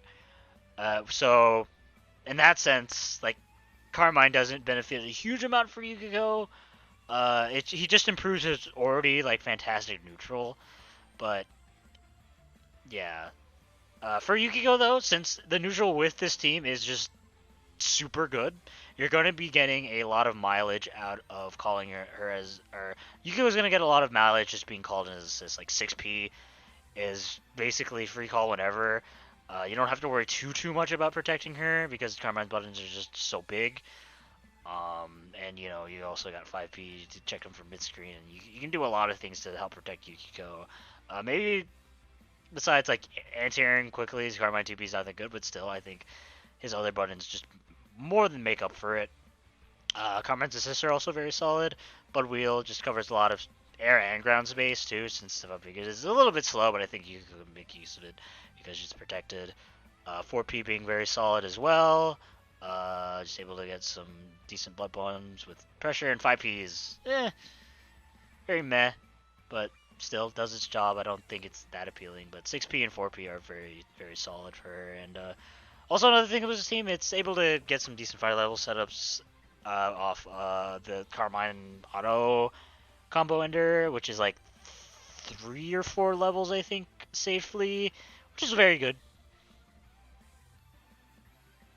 Yeah, Carmine gets the heals even better too. Yeah, also as well, I think I also mentioned 4P usage too. So Carmine getting healing outside of just grabs and auto combo is also very good since he's using his blood a lot.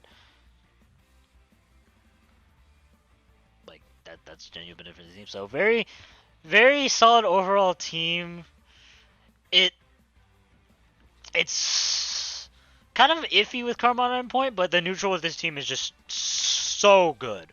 I can't stress that it's just so good, and I think just because of that, it deserves a spot in B tier, and it provides Yukiko with a good amount of value. Yeah, so that's Carmine.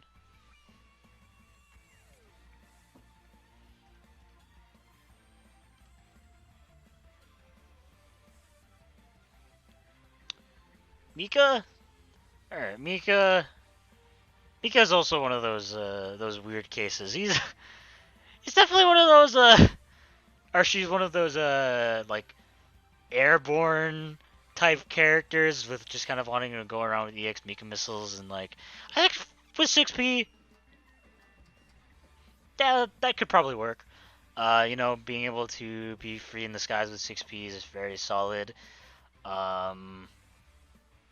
Just like flying in the air, being protected, making sure no one can hit you. Especially with the EX missile is gonna really help you call 6P like kind of against zoner characters. But besides that, I feel like the team doesn't have too much going for it. Mika doesn't have like super good buttons outside of like charge JP to like, kind of protect Yukiko, but like besides that, it's it's going to be very hard to call Yukiko in the back and kind of try to actually get those annoying game plans going with 6P just because of how hard it is to protect her. But in terms of pressure wise, Mika has a pretty decent command grab that she can kind of apply that kind of threatening command grab mix-ups that other teams are good for, like Kanji and Tiger. But I don't think it's as strong for sure as Kanji or Tiger just because it's slower, but it's something.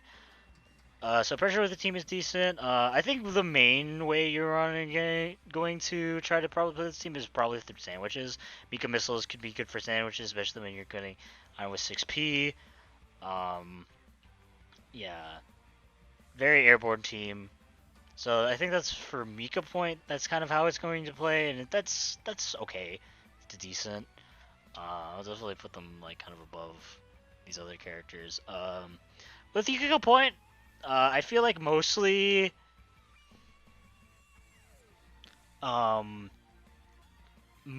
just going to be using 5P to create sandwiches, which is pretty good. I think any assist that kind of allows you to do that is going to be very strong for Yukiko. But besides that, I feel like the other two assists aren't particularly noteworthy. Yeah,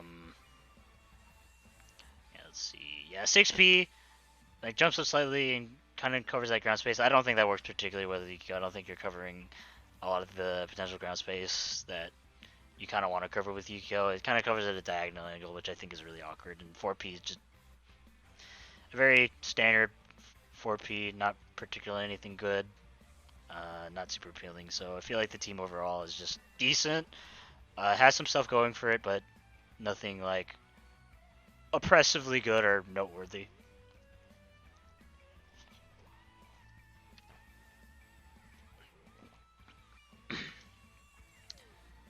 Yo, what did Eric get? What did Eric get up to this time?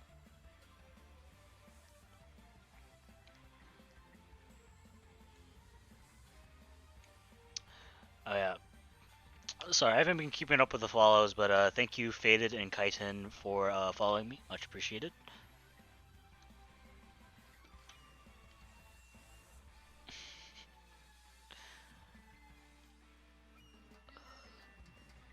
Duel 1.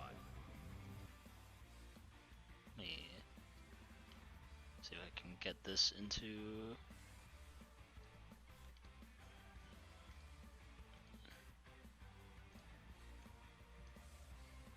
Sorry, I have different tabs open, so I will.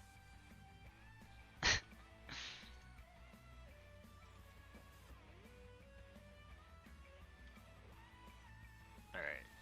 I think the stream's seeing it. Let's. What did Eric get up to? Let's rock.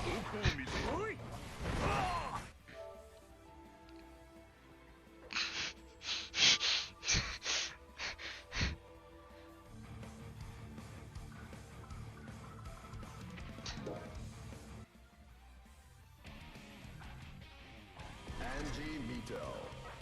Nagori Yuki.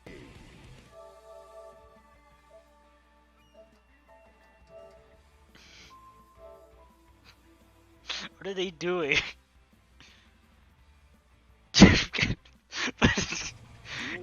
God damn it.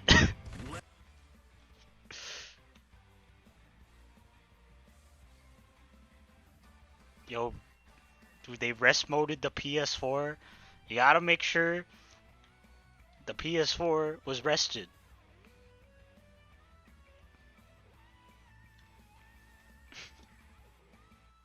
God damn it, Eric. Man. Atkins you gotta be in charge of Eric when you go to locals. Like I will never trust Eric alone. That's what is the mad lad. It's God damn it, Eric. That's all I can really say. God damn it, Eric.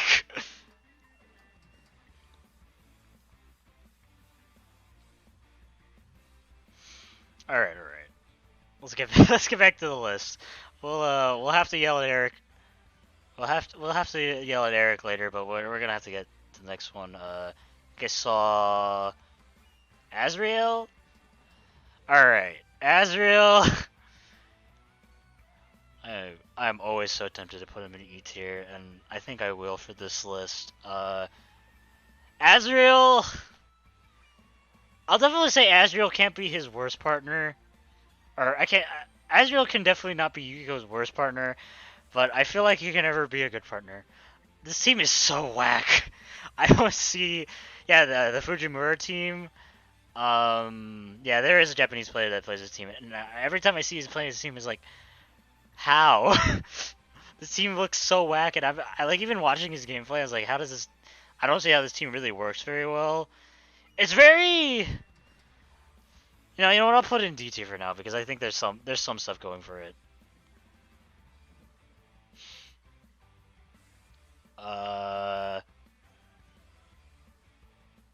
Just dash up 6 speed DP round.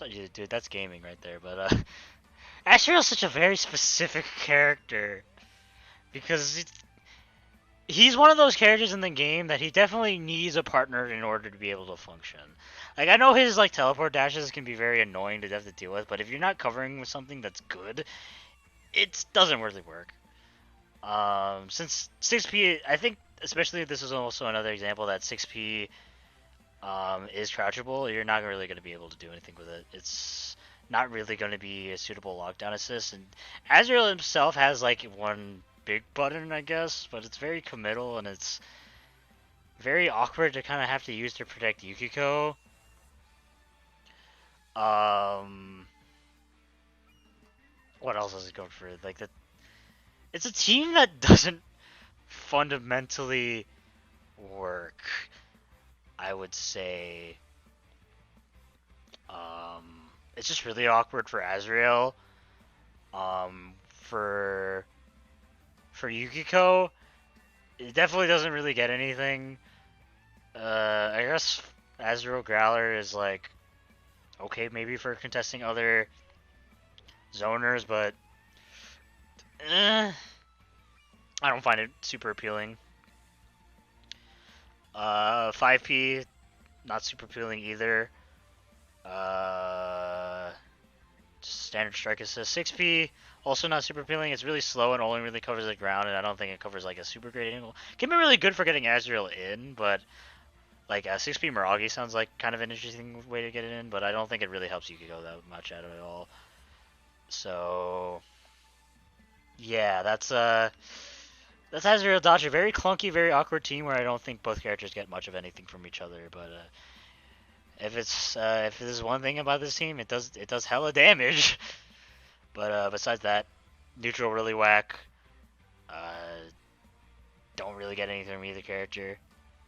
It's very very awkward team, and I'll play some Mini, just because I think that Azrael's a very character that has very very specific needs in order to function that Yukiko doesn't fulfill, like at all. Labyrs, everyone's favorite Boston toaster. Where do be the Labry, the Labyrs?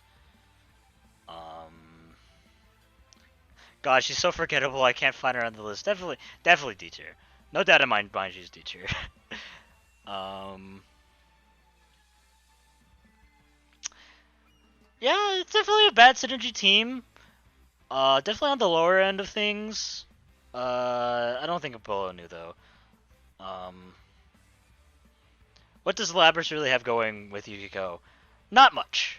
6P is hard to protect because of Labyrs' like really slow buttons.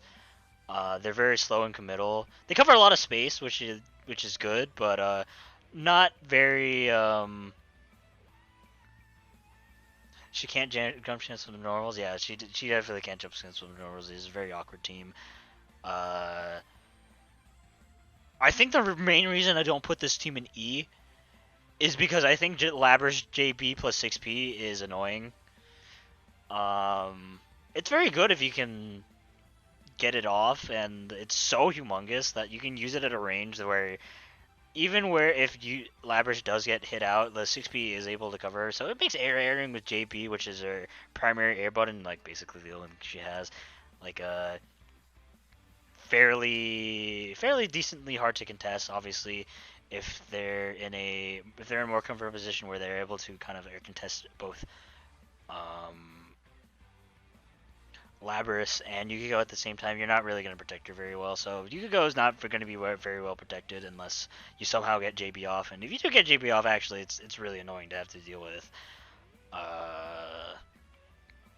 So yeah, I don't think Labyrs also, like when she isn't, I don't think she really makes good use of 6P. I don't think Guillotine really works well with 6P, even though it is an instant overhead option. Don't think it really works out super well that way. And even if it did, I think the neutral with the team is a bit too awkward for it to get that consistently. In terms of support value, Yukiko, it's only really the only really thing notable you're getting is 4P, and to be fair, Labyrs 4P is really good. Also part of another reason why she's kind of in D tier is like honestly, Labyrs 4P about as good, maybe slightly worse than Ruby 4P. It covers a lot of space. 11 frame starter, really good at covering kind of the front area that can be somewhat decently hard to contest for Yukiko. So yeah, but besides that, 5P and 6P are bad. 5P standard strike, very meh lockdown assist, doesn't even go that far. Very good for covering ground, and 6P is sad. It's just a really slow moving ball that I don't think Yukiko really can make use of.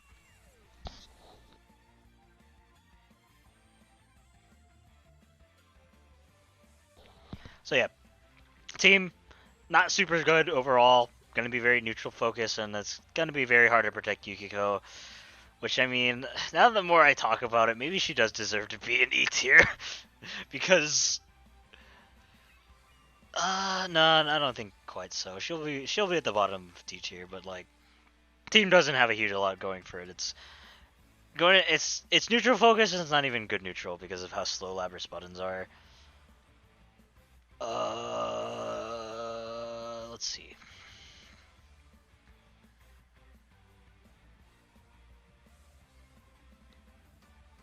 Akatsuki?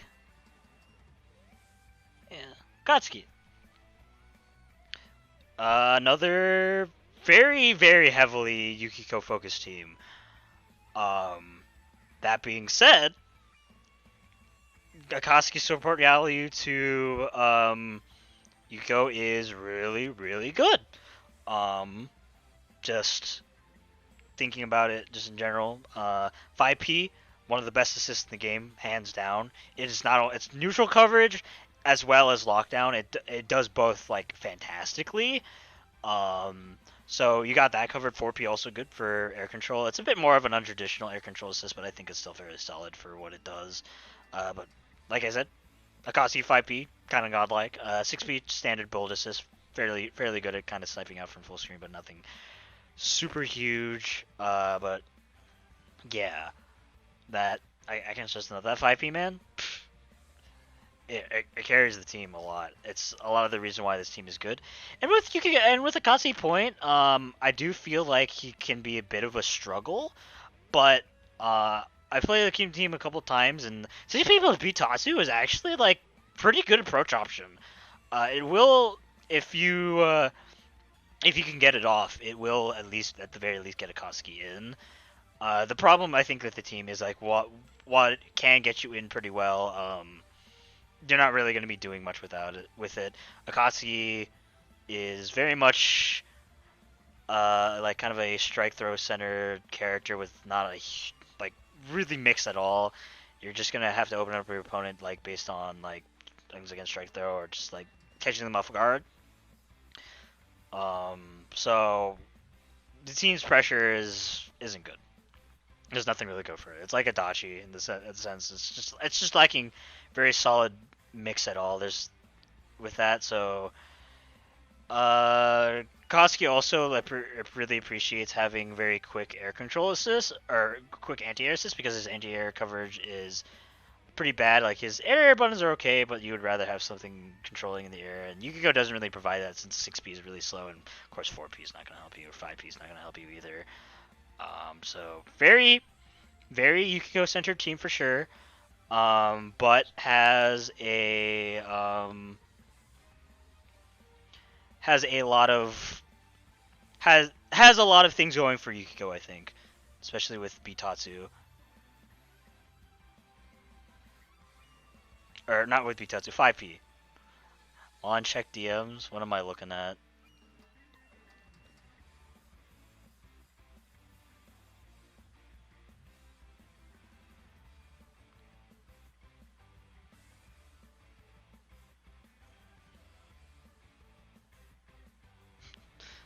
Bro, dude, you can loop 4P like that?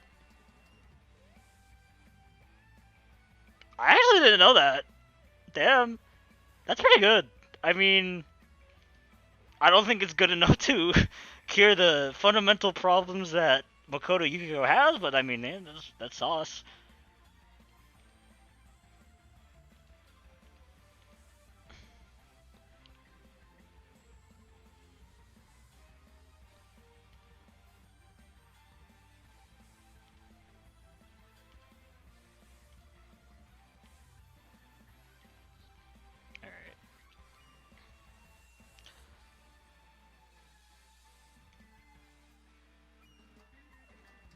Alright. Right. What's next? Blake next, please? Alright. I'll get to Blake. I gotta go run to the restroom real quick, but I will get Blake next. Actually, given the explanation, you may be making a case for D. I would definitely like wouldn't put it past me to put her there. To be quite honest with you, if I do maybe a list, I'll probably do like a kind of a tier kind of remaneuvering for now. Or not for now. Like later on maybe. So definitely Liz can get shot down in D. Like no questions asked.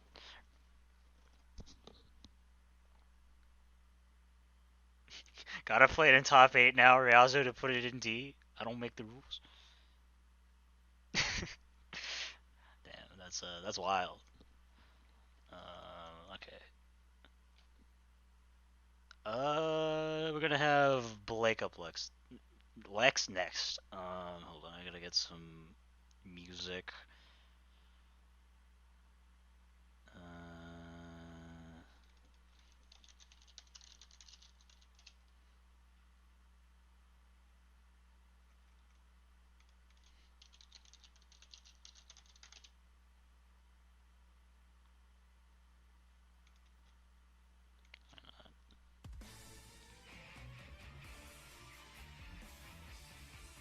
All right.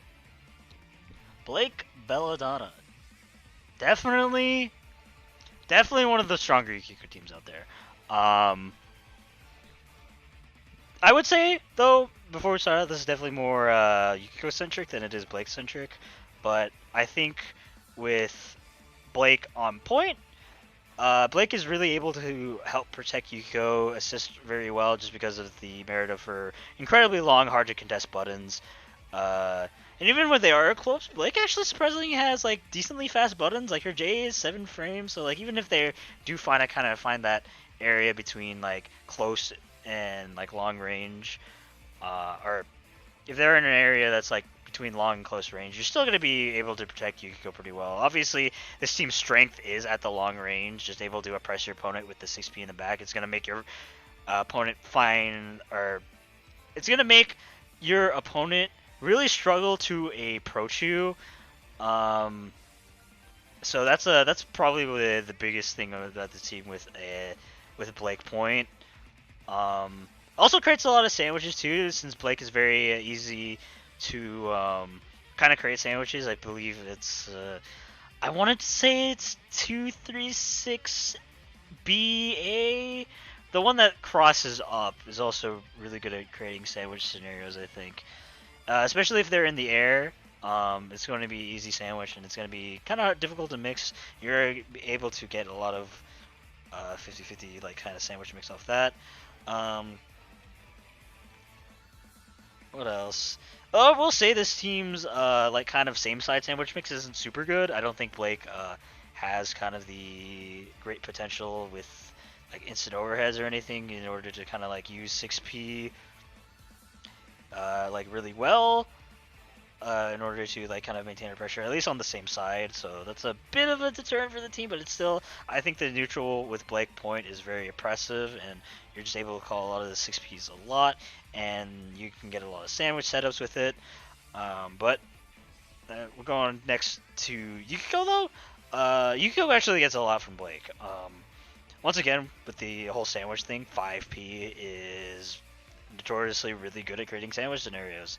You just call it and like if you sandwich it, and you're able to apply more mix-ups that way. And like this team has multiple ways to kind of get mix-ups outside of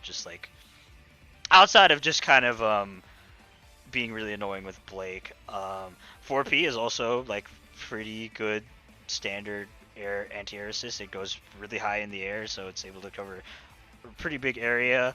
And of course, Blake 6P is disgustingly good. It basically covers, I think, like 3/4 of the screen, but if not the entire screen. So like if you call 6P Blake 6P, like that entire part of the screen is covered. It's also like decent for some lockdown as well, but it's obviously not its strong suit. So Yukiko gets a lot from Blake just in terms of the assists. I think the one thing this team is lacking is also just easy ways to modify fire levels, but like I just think that the team's neutral and pressure scenarios can be threatening enough that the lack of fire level setups isn't too terrible. So that's how I feel about Blake. very more once again Yukiko centric, but I think it's very good overall.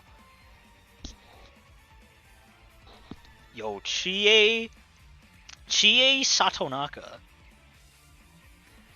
Okay, so my opinion of Chie Yukiko is definitely changed a lot.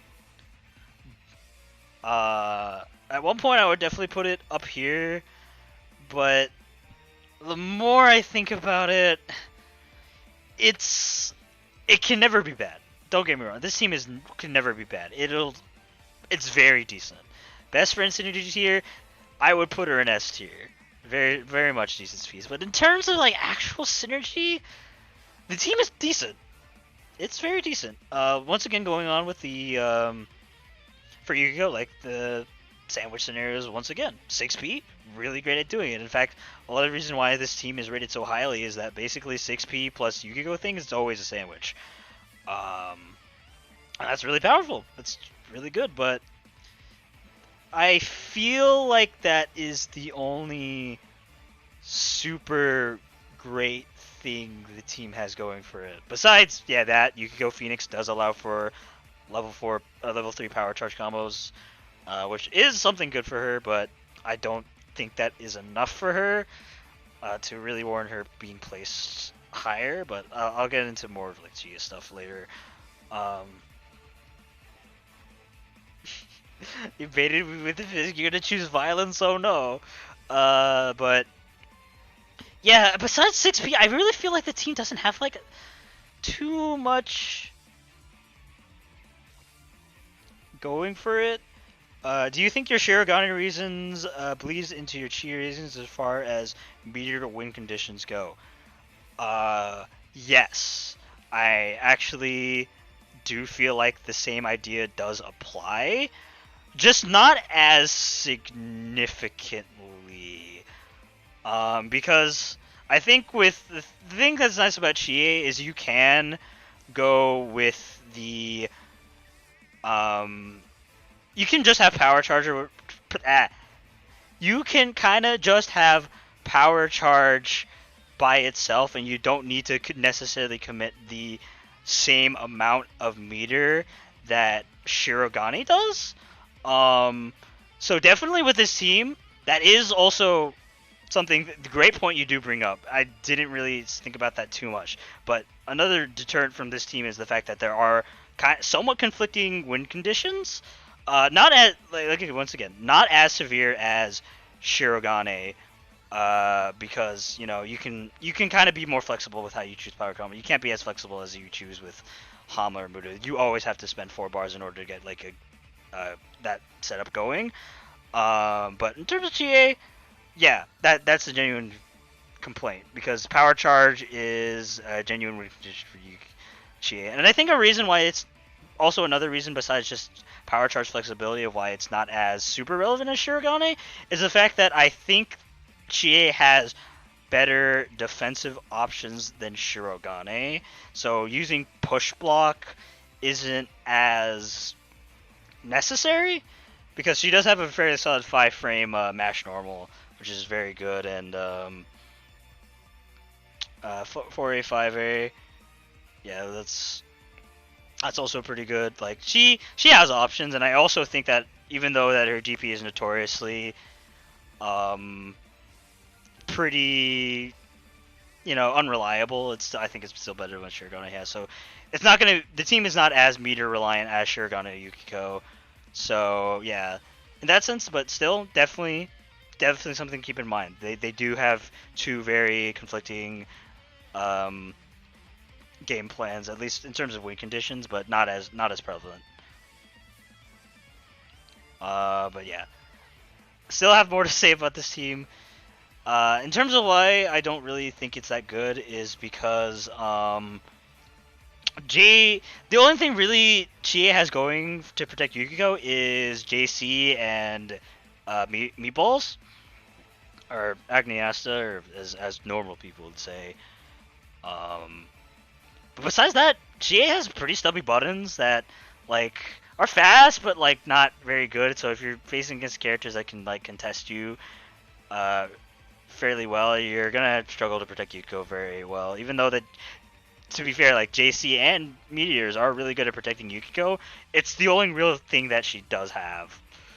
And Chie with Yukiko pressure or Yukiko in mine, I don't think it's fundamentally any different from what you would do with just Chie by herself, because once again, JC is basically all the luck that you need, and I don't think really 6P helps you that much. So a combination of Chie not really having good ways of protecting Yukiko outside of her two options, which do have some caveats to it, like JC has slow startup, and Meatballs are costume meters. She doesn't have great options. And in terms of Chie's other 6 out of 6P, 6P is really good, but I also think it's the only thing that goes for 5P standard assist, and 4P is actually decent lockdown too, so it can be good, but it's also kind of short range and doesn't really cover a lot of space, so it's a bit iffy.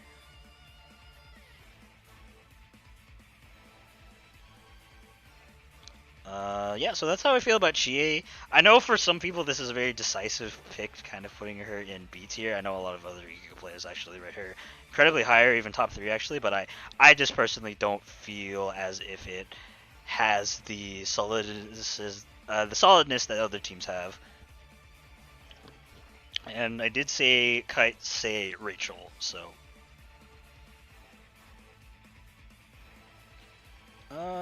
probably is matchup knowledge. Yeah, there's probably a good amount of matchup knowledge as well with Chie Yukiko. But Rachel? So, well, first of all, don't tell Deadly, she'll throw a fit. But Rachel Yukiko, I think, is fairly good. It's a very awkward team to kind of play, and you definitely have to be a good Rachel to play. But that's besides the point. In terms of the team's strengths, it's very, very bullet helly. This team has been dubbed Team Bullet Hell for a reason. Lobelia's plus 6P, good luck contesting that. That, like, once they're all out and everything's ready to go, it basically allows Rachel to kind of either get in for free or just zone you out or just, like, kind of run away. Like, the 6P covers so much airspace and it really prevents Rachel from being contested. The problem is, though, with that is first getting there. Rachel is a setup zoner. She needs to throw out those Lobelias first, and while they do have hitboxes, you do have to keep that in mind that Yukiko doesn't have great, like, quick, fast defensive assists, and they're more like offensive space control assists. So, like, with that in mind, like, the team can maybe struggle in some matchups to kind of set up. But I think when you do set up, it's really good. The 6P in the back, hard to kiss Rachel, it allows you to get her very threatening mix-up game going. Yeah. But in terms of Yukiko, the stuff Yukiko can benefit out of Rachel, 4P is obviously really good. 4P is actually, I would love 4P just to have no setup at all with Yukiko. Like, the fast lightning bolt that covers the skies, so good for space control. It's great. You're really able to control a lot of the airspace and not have to worry about it too much while you have it good. And it's that by itself is super appealing. 5P is fairly standard, like decent lockdown assist. It's not the greatest, and I think 6P, while it's maybe not ideal for a lot of characters, I think it works decently well with Yukiko because it is able to cover kind of some of the ground space, but more importantly, it does get some of those Lobelia setups, which can help in the future, and I think Yukiko can also protect her while setting up those Lobelias, so you're able to set up a lot of those Lobelias used just with Yukiko zoning, which helps both players. So yeah, another thing, I guess, the team's a bit iffy on fire level modification too, but it's not that bad. George's can actually be pretty good for fire levels, and 5P, 2-2C loops are also pretty good. So team, very good, solid overall. Has an argument for being lower down in the B tier, but I think the bullet hell game plan is strong enough for me to warrant the A tier placement.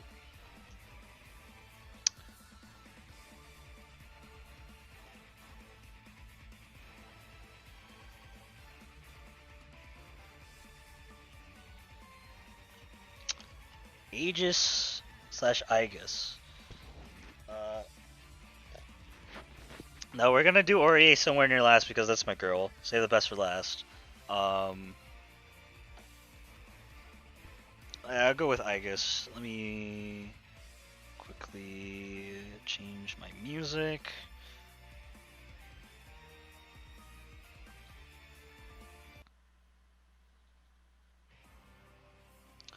So, Aegis, Yukiko.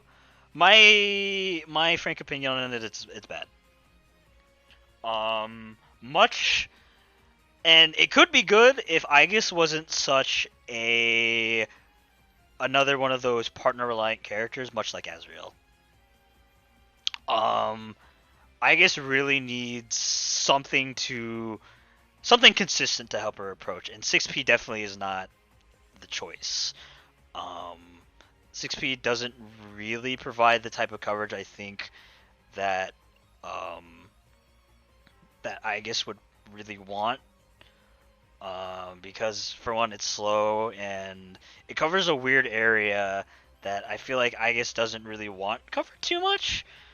I can see it being good, but like I also really don't see it being good because like I said, the type of lockdown Aegis wants is very specific. And while 6P can be lockdown, I don't think it provides that way. And you're obviously not getting any of that from 5P or 4P. So yeah, in terms of that, like Aegis really can't approach very well with Yukiko. And the reason why I said this team can maybe work is because Aegis bullets with 6P is like kind of decent neutral. You can protect Yukiko very well, just the airspace, like anything being good. But that's Aegis bullets aren't really that great for protecting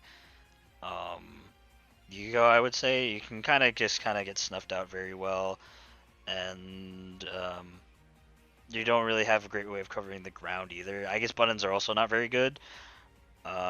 She herself also just generally struggles a lot of neutral by herself, so um, that's kind of the bad points for Aegis. Like poor neutral doesn't really help her get in and get her locked down, and really getting the very threatening Aegis gameplay that she's most well known for. And for Yukiko's side, man, yeah, Aegis assists are bad.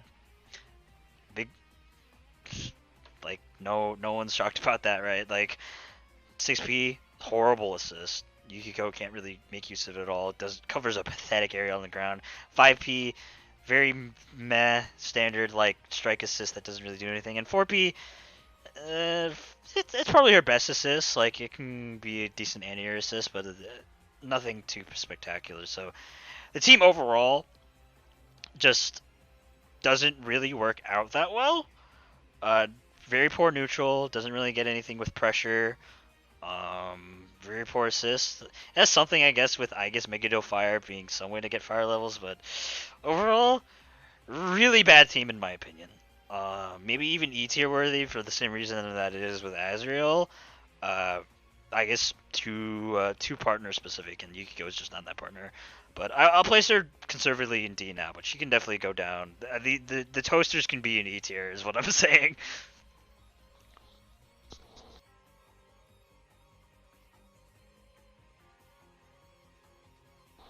Better than Labyrs? I don't know. maybe could be worse than Labyrs too. But we'll discuss that later. Izayoi. Now Izayoi is what I guess Yukiko would want to be, if it could be. like the same game plan you probably want to apply with I guess Yukiko applies to Izayoi, except Izayoi actually has like decently like decent neutral by herself. Like I don't know if you've ever seen like Chop Suey play, but he actually plays a very solid like zoning like not necessarily zoning Izuyoi game, but he's able to really control neutral very well with her 236 X series, which can be very good for controlling neutral.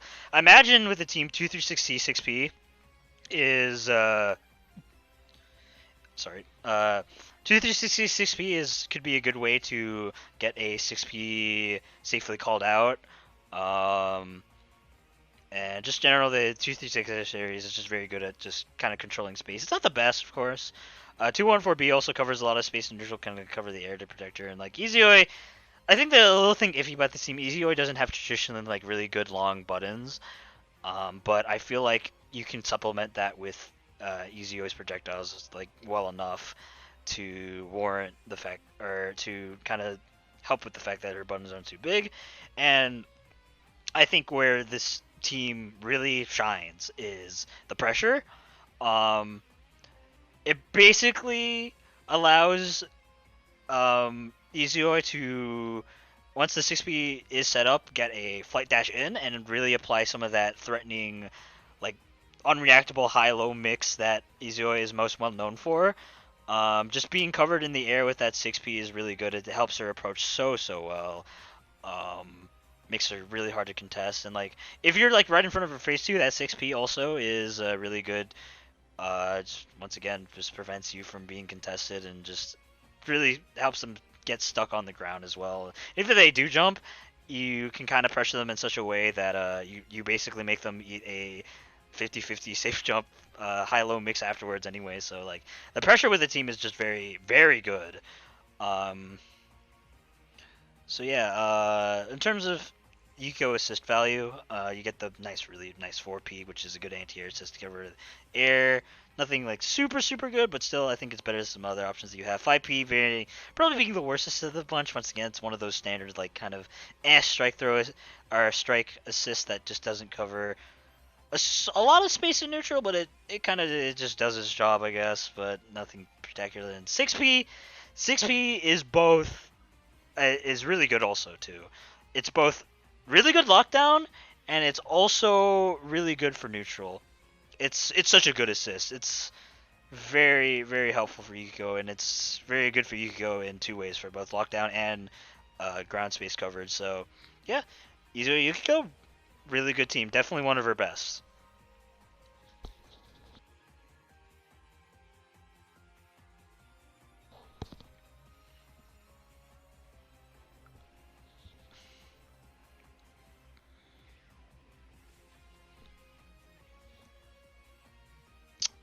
Ice Cream Girl. Where is she? Yeah, so Neo Yukiko is very weird. Very weird. I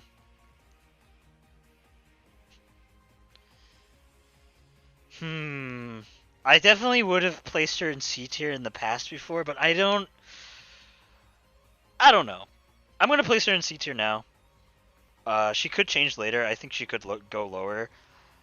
A lot of the things that make this team good is the fact that Neo has really good air buttons. Neo J is basically carries the character. Like, it's so good. It's really fast, decent range for what it is. Very, very solid air button. But besides that, like, she doesn't have really great ways of protecting Yukiko. Her grounded air buttons, like, they have decent range, but they're really slow, so they're going to be really hard for her to contest opponents outside of the air. Like, if your opponent's very airborne, like, this team is really good. But if they're more grounded, it's going to be really awkward. Neo 2A is basically like a sword normal, but is low, which can be kind of good for maybe deterring ground approaches, but it's not like the most reliable thing in the world. But in terms of other strength of this team, if you just ignore that, like kind of neutral being kind of awkward and being one of those like being kind of hard to contest, Neo actually, like, I think for pressure wise, actually I think really benefits from Yukiko as an assist. She does have that really solid JC overhead assist that is able to help her convert off with Phoenix, which can be very threatening to have to deal with. Like, just having that instant over in general just increases the viability of the team a lot. Neo is able also to create a lot of sandwich scenarios just off her teleports. Um, like 236B teleport. Or not two. Yeah. 236B teleport. No, wait, no, not 236B. 236 AC. That's where I'm able to create sandwich scenarios off that. Able to get some threatening mix-offs, like just because of that too, which really also helps the team as a whole. Just having all those access to sandwich scenarios that are more focused on Yukiko point or Neo point, but like you can still get them going, which is decent, but maybe not the most reliable, but still good. Oh yeah, also her 6-6 also creates sandwiches as well. But 214A can also be a somewhat decent approach option too. It's also good for sandwiches and stuff, but like with Phoenix or 214A plus Phoenix, it can be good. It doesn't help you too much, I would say, but if they're caught in the air, I think it's a good way to get your turn.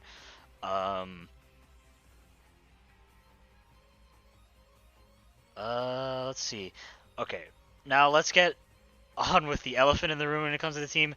Neo doesn't help Yukiko at all. None at all. Neo's just sister garbage. I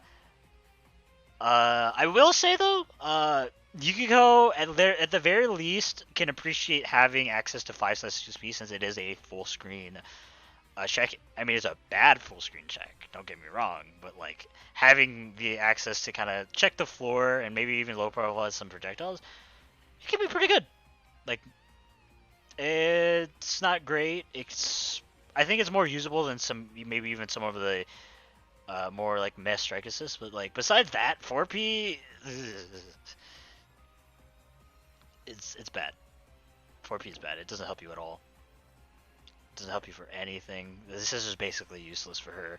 But 5P, it's okay, but you can definitely go for a lot better. So, I'm gonna keep Neo in C tier, but because of the fact that it has fairly good pressure with 6P in mind, and there are good ways to protect Yukiko, but it's a bit shaky.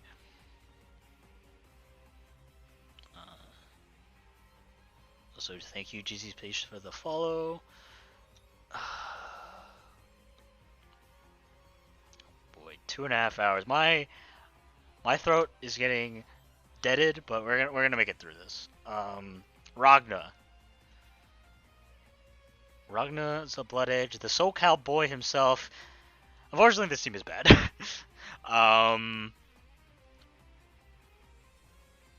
The reason why this team is bad, it's very clunky. I think it's very clunky. I think the main thing that it has with the team is that I think 6P plus Gauntlet Hades is good for pressure, but that's about it. Ragna does have good, like good long buttons that can help protect Yukiko. The thing about them is that they're very committal. Like his Ragna JA is recovering till landing, I believe, and having an air button that is that committal and not like the greatest is kind of a huge deterrent for the team, I would say. Because honestly, besides just 5A, Ragna doesn't have great ways of protecting Yukiko. Like he doesn't like his projectiles suck. They're not meant to be used for zoning unless you're zoning Ragna, but that's OD. Yeah, those don't help him, or those don't help protect Yukiko at all. So like, you're definitely gonna be struggling to protect her like at all, outside of maybe like 5A, which is very reliant on the ground approach. Like his other buttons aren't very good. What else? I guess for neutral, this team's neutral can be really funny. I can imagine Gauntlet Hades 6P being hilarious to watch, but probably really bad. So I wouldn't rely on that. Yeah, Ragna Point, not very good. It has some merit with pressure with 214 being able to work well with Gauntlet Hades being able to work well with 6P, but I think that's about it. In terms of Yukiko, Pretty alright. More on the like mediocre side, I would say. Hold on, I gotta get my music back. 5P once again. It goes pretty far and it's able to kind of cover the ground a lot, but like definitely very very meh. 4P also very being a pretty bad um pretty bad anti-air assist. And 6P actually being kind of appealing. It covers a lot of space in neutral and it does track, so you are able to catch air opponents like that, but it's also not like a super good assist. So like assist value not super good. Once again, also doesn't have like super great ways to modify fire levels outside of 5B 2B loops, but yeah. You seem to find other E tier characters that think you have it. Yeah, lay it on me, dude.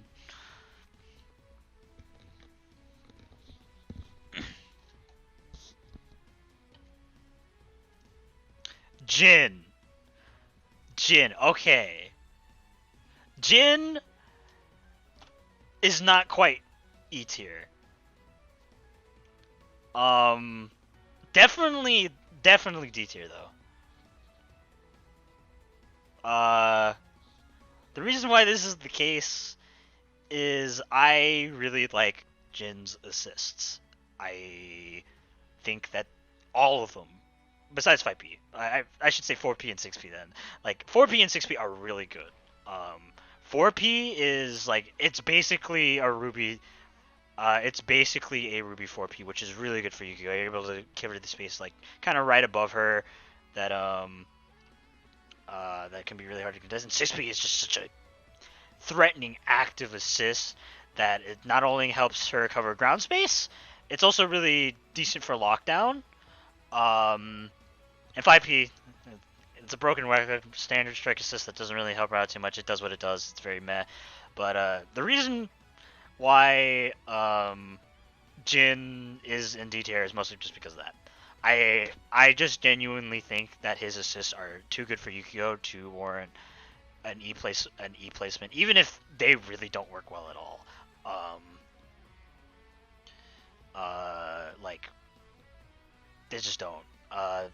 Jin has like somewhat decent time in neutral with 6P in the back, but you're only going to be playing neutral with the team, and it's not going to be very good. Like Jin projectiles aren't his main point, and I guess to be fair, JB is also pretty good at protecting Yukiko, but besides that, once again, kind of the opposite of the Ragna problem is you only really have JB. Yeah, so very clunky team. Could maybe run it also into some meter reliancy problem because I know Jin likes a lot for Kogas and like 2-3-6 in order for lockdown. But yeah, very very solid D tier team. Very close to E tier, but if Jin had worse assists, definitely E tier. But Jin has good assists, so I feel like I can't place him any higher than D tier, even though the team sucks. The top of D tier actually, because definitely provides a lot more support to Yukiko than Mitsuru, Ragna, all those characters.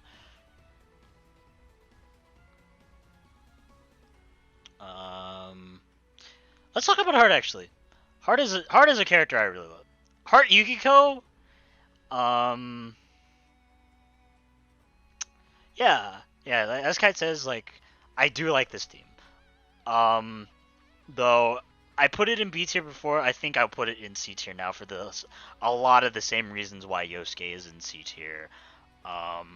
Really obnoxious team to have to deal with. Homing dash plus 6P, man. You already have a hard time contesting Heart, but getting rid of the one thing that allows you to deal with Heart, air-to-airing her, by having this huge giant-ass Phoenix rolling behind her, man, that is really hard. Like, once that gets going, man, she's getting in. And you're going to be eating a Heart mix, like, easily. That being said, you have to protect her first. And a lot of the reason why I put this team in C tier, maybe even B tier, I might go on this later. I think it's very much borderline team. Is Heart has very stubby buttons and can't protect Yukiko like very well at all. You're not gonna be JB's decent, but it's not anything good. You're not gonna really be protecting Yukiko a lot. Like I play this team a good amount. Yukiko gets smacked like all the time. It's really hard to get her going. But like I said, if you do get her going, Heart becomes unstoppable. She's you get rid of the one counterplay you have for her. It's just you need to get there first, and that's where the main problem of the team is getting there first, because Heart doesn't have really great ways of protecting her. I guess there's also 2-1-4C, but that's a bit iffy, and you might also need to spend some meter to really capitalize into with EX homing cancel. Heart as a support character also is very poor. I kind of low key kind of like Heart using Heart assist with Yukiko, but I that's just a me thing. I objectively think they're bad for Yukiko. 4P being a really bad anti-air assist. It has no, it has like no space coverage at all. 5P standard strike assist, blah blah blah. It doesn't do anything. It's decent for lockdown though, so it has that at least going for it. And 6P, good for covering airspace. I think it's, or not airspace, ground space. It's definitely Heart's most appealing assist, and it can be genuinely very helpful in some matchups if you want to snipe out stuff from full screen. But yeah, definitely can be a very high potential team. It just has very polarizing things going on about it. Hence why I put it in C.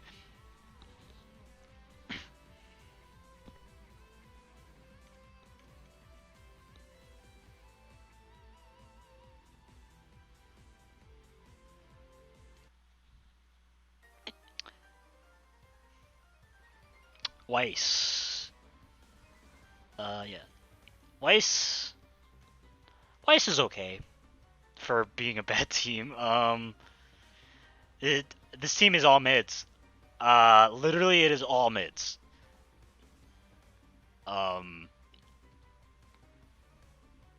Which is where spoiler alert, it's Noel. Weiss actually has some merit as a partner for Yukiko. Like honestly, first of all, really good pokes. Not just ground or air pokes. She has both. Like very good at protecting Yukiko as an assist. Like you can kind of just JA wall, maybe even throw out some projectiles. Like Yukiko is going to be well protected by like good solid Weiss play. Like you can definitely call her in the back pretty safely. But here's the thing about this team. It's all mids, literally all mids. Weiss gets absolutely nothing in return from Yukiko. And Weiss is also one of those characters that kind of has somewhat specific needs. Mostly just lockdown assist because her solo mix game is really poor. Like she basically doesn't have mix. Outside of maybe glyph setups, but Yukiko, this team doesn't set up glyphs at all. At least consistently, outside of like maybe Oki scenarios. But yeah, this is like the definition of this team is all neutral and nothing else. Which, you know, if it was as good as Carmine, yeah, sure. Like sure, I would actually be more inclined to place him in the higher tier, but not nearly as good as Carmine, frankly. It's still good, solid neutral. Like you're gonna be pressing your opponent a lot and maybe forcing the block, but it doesn't do anything when Weiss is in, and it doesn't do anything really with Yukiko in. Like Weiss's sister, not the greatest. I kind of like 4P to be honest. Like it's very good at covering airspace. It goes really far, but I think that besides that, that's the only really thing you're getting out of Weiss. 5P, strike assist, blah blah blah, does what it does. 6P, being a tracking homing assist, Icicle, I don't think quite helps as much as it does with other characters, like say Orie, where you want to, even though you are in the air a lot with Yukiko, I don't think it really helps her zone out at all. It just kind of usually is just there, and it usually whiffs. So I don't really think it's good. So definitely at the top of D tier.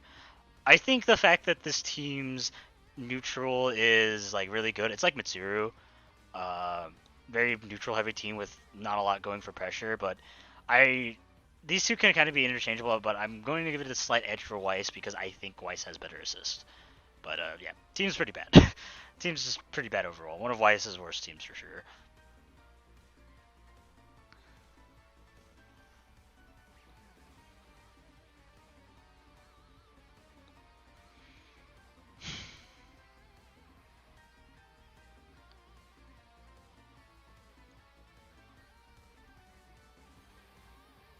Can we go to another E-Team Haku? You see, I don't quite think that Hakumen is E-tier, but he also is E-tier. I'm gonna put him in D. I don't think he. I used to think this was one of his worst team, one of Yukiko's worst team, but a little bit more Hakumen gameplay. I've seen a little bit more Hakumen gameplay. I feel like this team, it's bad, but not like horrendously bad at all.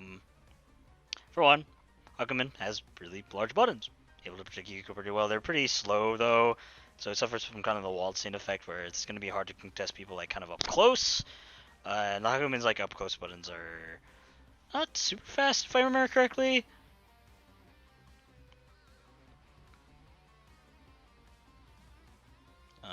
Where is Hakuman? I'm so blind. There he is.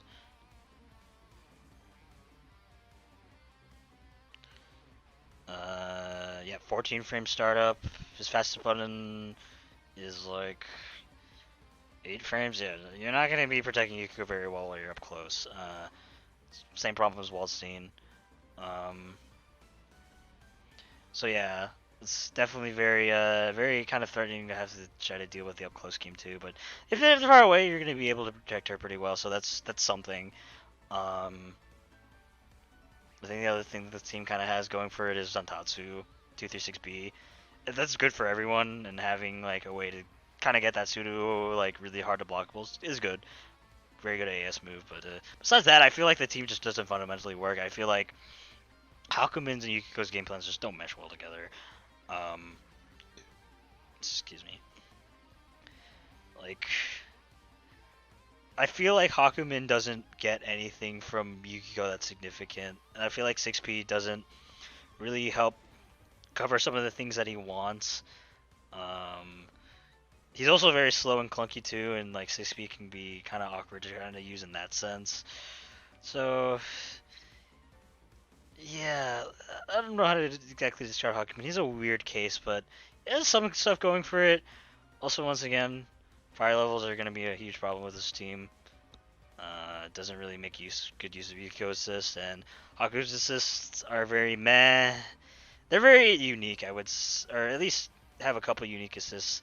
4P is very meh, anti-air assist. 5P is whatever strike assist. 6P can be good, I think, if used correctly, but I feel like the opportunities to use it properly come few and far between, even though it does cover a lot of space of ground. I think just the startup plus not like the best coverage make it like not ideal for Yukiko. Hakumen's basically a slug with a sword. Someone go Photoshop that. That sounds godlike. Alright. I'm going to take another small break. Probably just like 3 or 4 minutes, so if anyone wants to suggest another character, feel free to do so.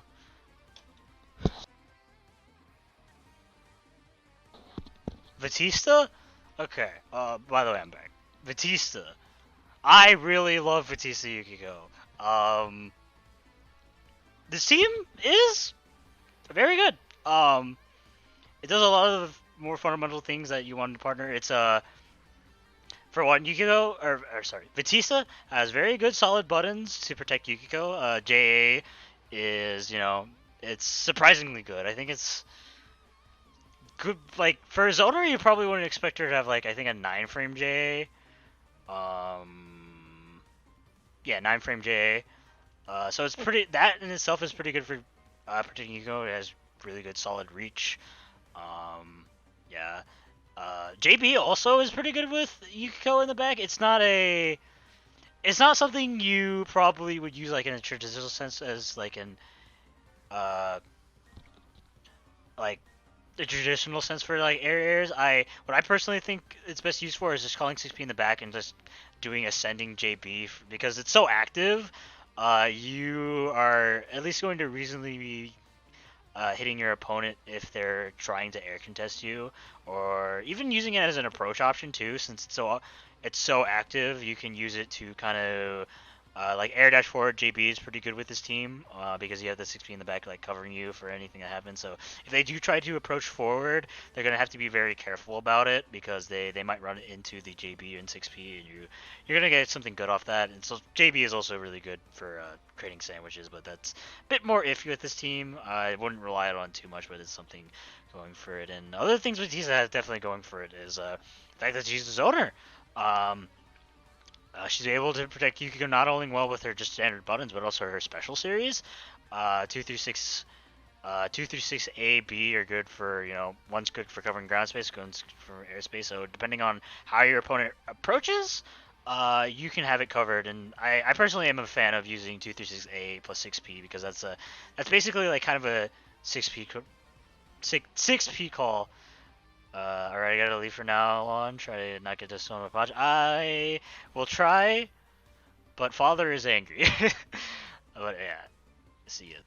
Good to have you here. But yeah, so those are really good for controlling and creating space in order to protect Yukiko. 236, their 214 series is also good since it's just like kind of a slow active ball that can kind of force your opponent to kind of approach a different way or just make them stand still and just protect a certain way. So that's also a really good option. Like Batista zoning plus Yukiko assist is very good. I think if you ever watched I believe their name is Snow Angel who plays this team, they definitely try to focus more on that, which is definitely a very much a good point for the team that you can play in such a zoning heavy way as well as playing it as a more like rush downing way. And this DP2 really good for covering airspace as well. So a lot of a lot of good things with going on Batista Point. You're going to be calling 6P a lot, and even when you are in, you still have really good ways of kind of trying to mix your opponent. Like Batista JC, not the best mix-up tool, of course, but like still having access to that instant overhead option is still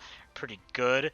Especially since you can start like applying some mind games with it with JCC, it can be kind of spooky to have to kind of deal with, even if it's not like the greatest overhead. And yeah, so for Batista Point, very solid, very good game plan. And with Yu-Gi-Oh Point, obviously Batista's assists really darn good. I really like all of them for her. 5P is primarily going to be lockdown assist, of course, so you can get Yukiko to kind of get more like layered mix-ups and kind of improve her pressure. But also functions pretty well as a space coverage assist just because it goes so far and it's really hard to contest. Good startup too. It does a lot. 4P, uh, one of the traditionally better anti-air assists in the game, able to cover a lot of the airspace. Maybe not like directly in front of her, but like if someone's covering for you at a angle and you find it hard to kind of test with 2B, 4P is going to help you a lot, and it's able to protect you in the air as well, just if you want to go for some air things, which is also good for Yukiko. And 6P being also um, really good at also controlling the ground space, and since it's just so active, kind of sizable startup, but still good. Functions a lot like Yumi 6P in that sense, where it's just a very active assist to kind of help you either approach or zone out. So in terms of that, very good.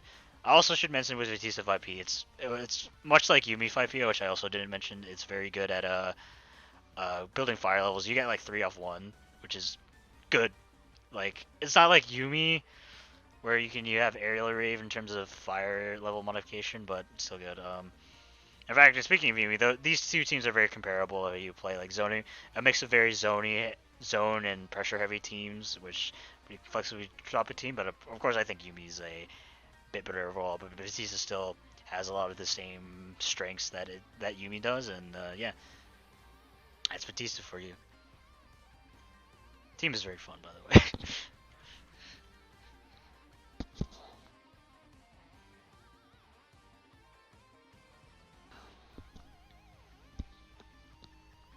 S. Good old embryo storage, because that's her full name for whatever reason. Alright. S. S suffers from a very, very similar problem than Mitsuru. In fact, I feel like the team's kind of like main drawbacks are kind of the same. is the fact that the neutral with this team is really good. S has really, really good projectiles, and like especially JC to protect Yukiko while she's being called as an anchor, and just able to use that a lot to really apply a lot of pressure in neutral with just 6P and just S zoning things is going to be very hard to contest. So there's that. But the reason why I say it's the same problem as Mitsuru is that you really don't get a lot out of using Yukiko as a what does this ad? DoorDash ad. Sick.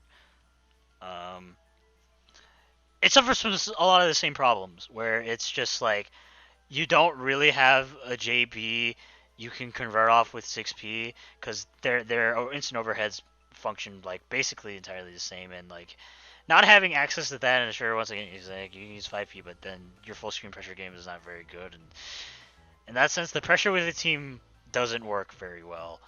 Um, so it's a very much a neutral heavy Yukiko team, and the neutral's good, much like Mitsuru. The reason why I put S above Mitsuru is the assists. Um, Unlike Mitsuru, S has good assists, like really good assists actually. Like 6P is really good at good projectile for covering um, ground space. 4P doesn't have a lot of like air coverage, but it's also really good for lockdown, and it does have some anti-air capabilities which can be good. And 5P, it is what it is. Not very good. But yeah, I think just overall, I think it really goes to show you if you have like good assists, even if the team is very neutral heavy, like just having those really good assists, it really does help with the viability of the team. It's sad but true. It really is. But yeah, very good team. Very neutral, or not very good team. Very like decent team. Very neutral heavy. Doesn't have a lot of going for it in terms of pressure. But the neutral is just good enough to warrant like the C tier placement, I'd say.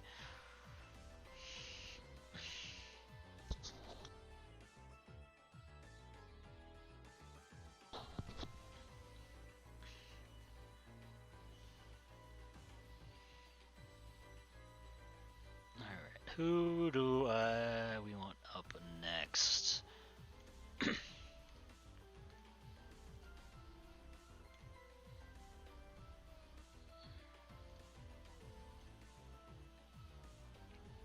Yeah, we only got what is this? 1, 2, 3, 4, 5, 6, 7, 8, 9, 10, 11, 12, 13 characters left. Seth. Alright, here is another very decisive placement by me. Do I want to put him in C or B? I'm gonna put him in.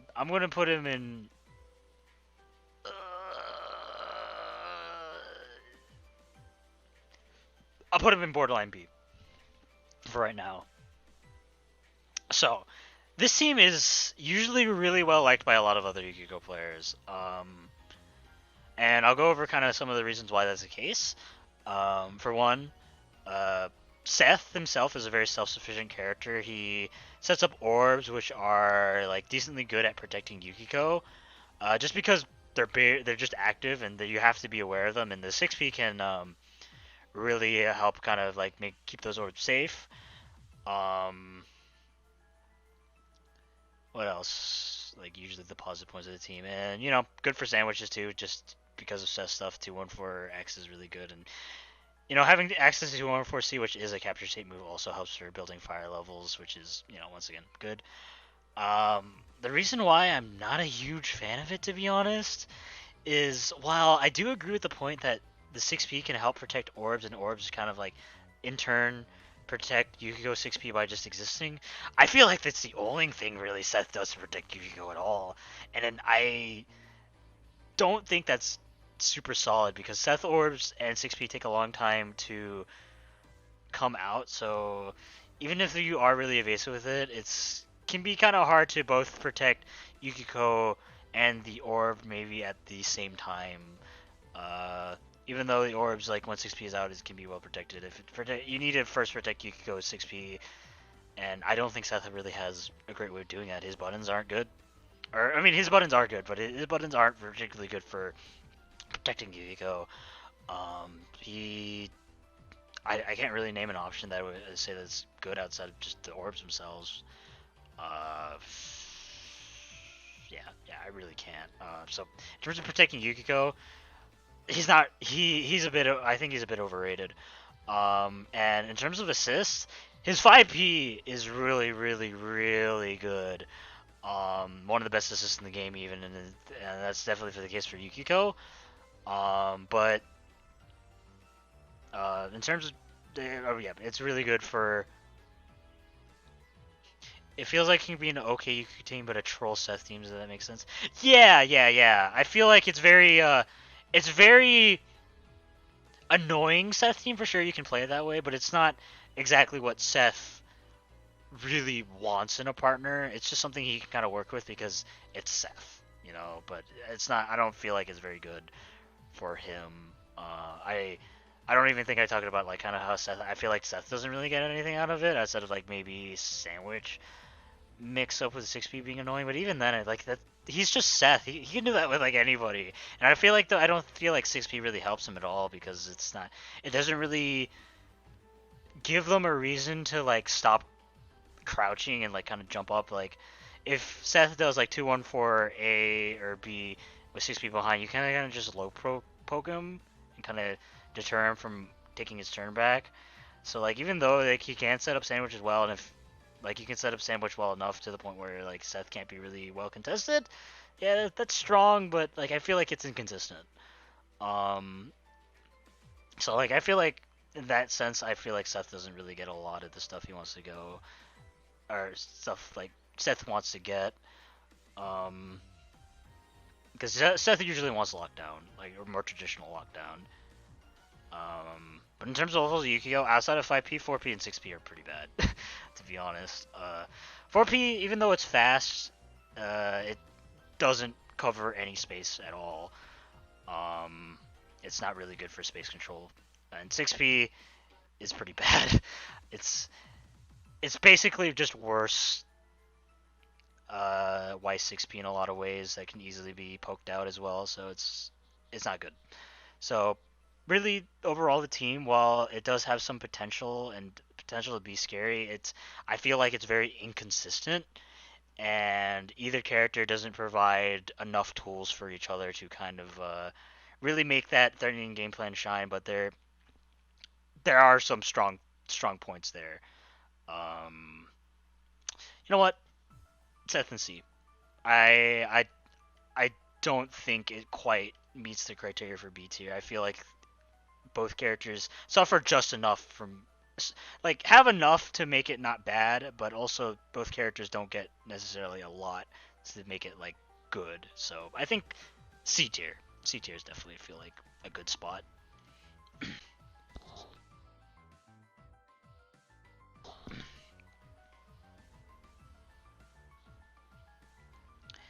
Yang Xiaolong.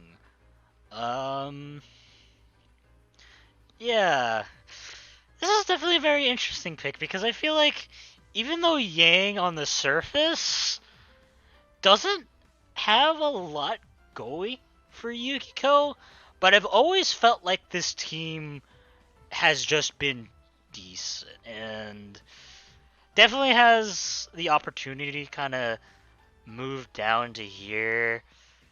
In fact, for now, I think I will kind of slap Yang down kind of on the. Do I want to do that? I'm kind of. I'll play some in bottom C and just kind of explain my thoughts about her. So Yang, definitely on the surface of what kind of we've been talking about with the good Yukiko partners, like usually like having really good, solid like buttons to kind of contest and protect Yukiko. Like Yang doesn't really have that. She has firecrackers, which actually like I'm kind of a big like fan of firecrackers zone, so you can kind of create space from full screen like that, but not super good overall. J is decent for protecting Yukiko. Not like super good, but it has some merit in it. It's decently long. I wonder if Dustlip actually has a hitbox of it, because I know that it's bought like Yang J is actually like somewhat decent. Yeah, that's somewhat decent. Not super disjointed, but it's okay. Good start. Oh wait, hold on. 11 frame start. Never mind. Never mind. That's not good at all. I thought it was 8 frame start. I was like, yeah, that looks pretty good. And then I saw the startup. Was like, yo, 11 frames now. That's a yeah. Maybe she's getting a D. Never mind. Take back that point. She doesn't really have. She has a meh button.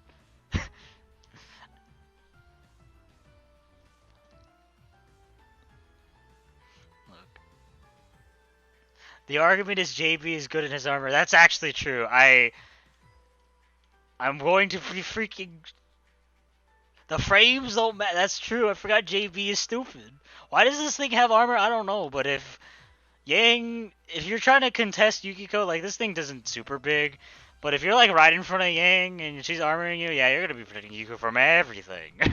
it's stupid, and it's kind of the same reason why 5B is also like okay for Yukiko, because like it's not very big, but it has armor.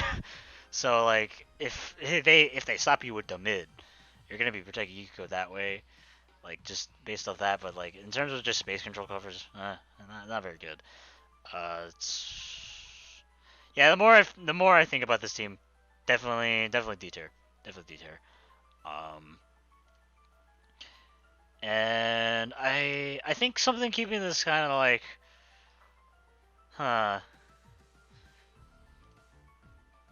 definitely D tier. But I think what makes this not like as bad as it could be is the fact that Yang does have some ability to kind of apply pressure with 6P. She does have an instant overhead with JC, which is very good, even though it's very unsafe on block, and like I don't think 6P really helps cover it.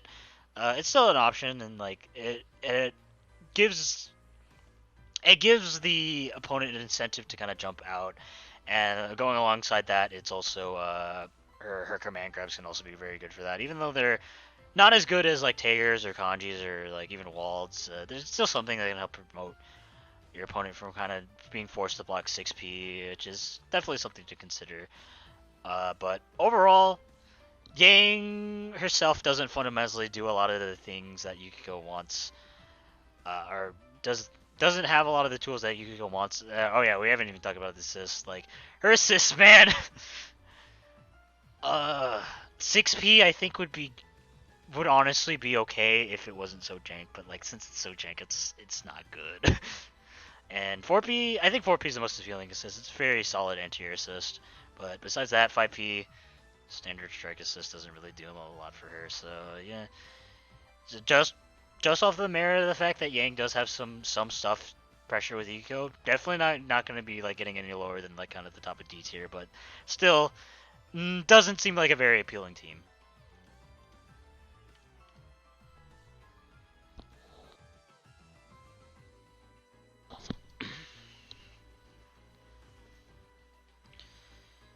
Alrighty.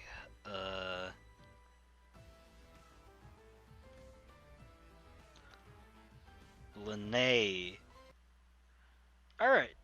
Lene is a very interesting one. I feel like on the surface, definitely very, very bad. This is also one of those like just kind of makes it work team. But yeah, so let's go over what some of the merits Lene has. I do think it is C tier.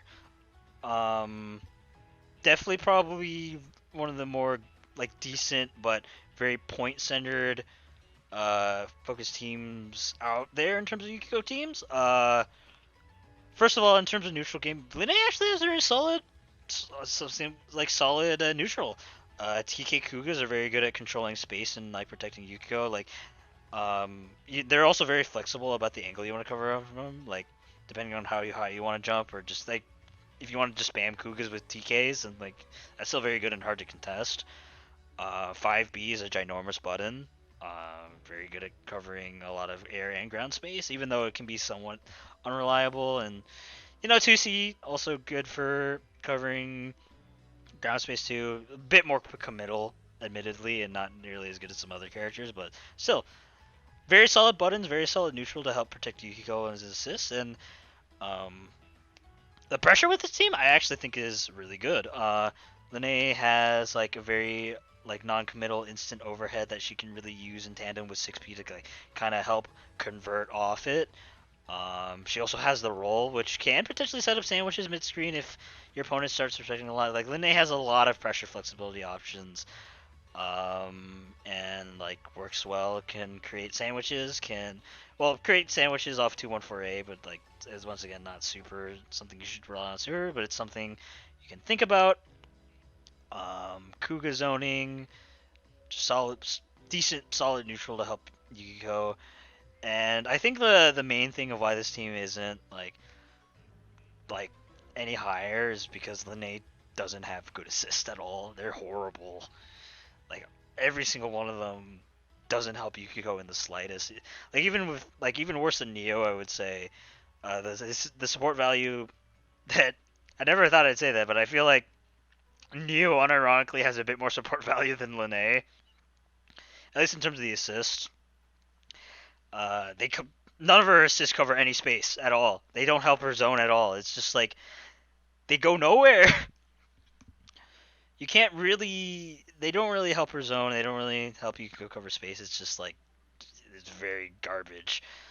And yeah, the only thing Lene does over Neo in terms of support value is the fact that DPAS with Lene actually gives you a very sizable chunk of fire levels. But besides that, Lene does not provide Yukiko with like anything.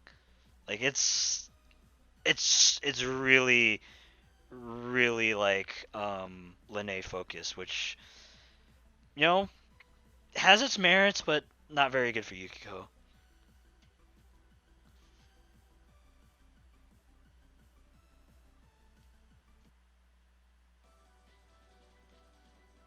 All right, Noelle. All right, spoiler alerts. Noelle's in. Noelle is another ET character. This team is horrible. um, let's go over. You disagree? Tell me why you disagree.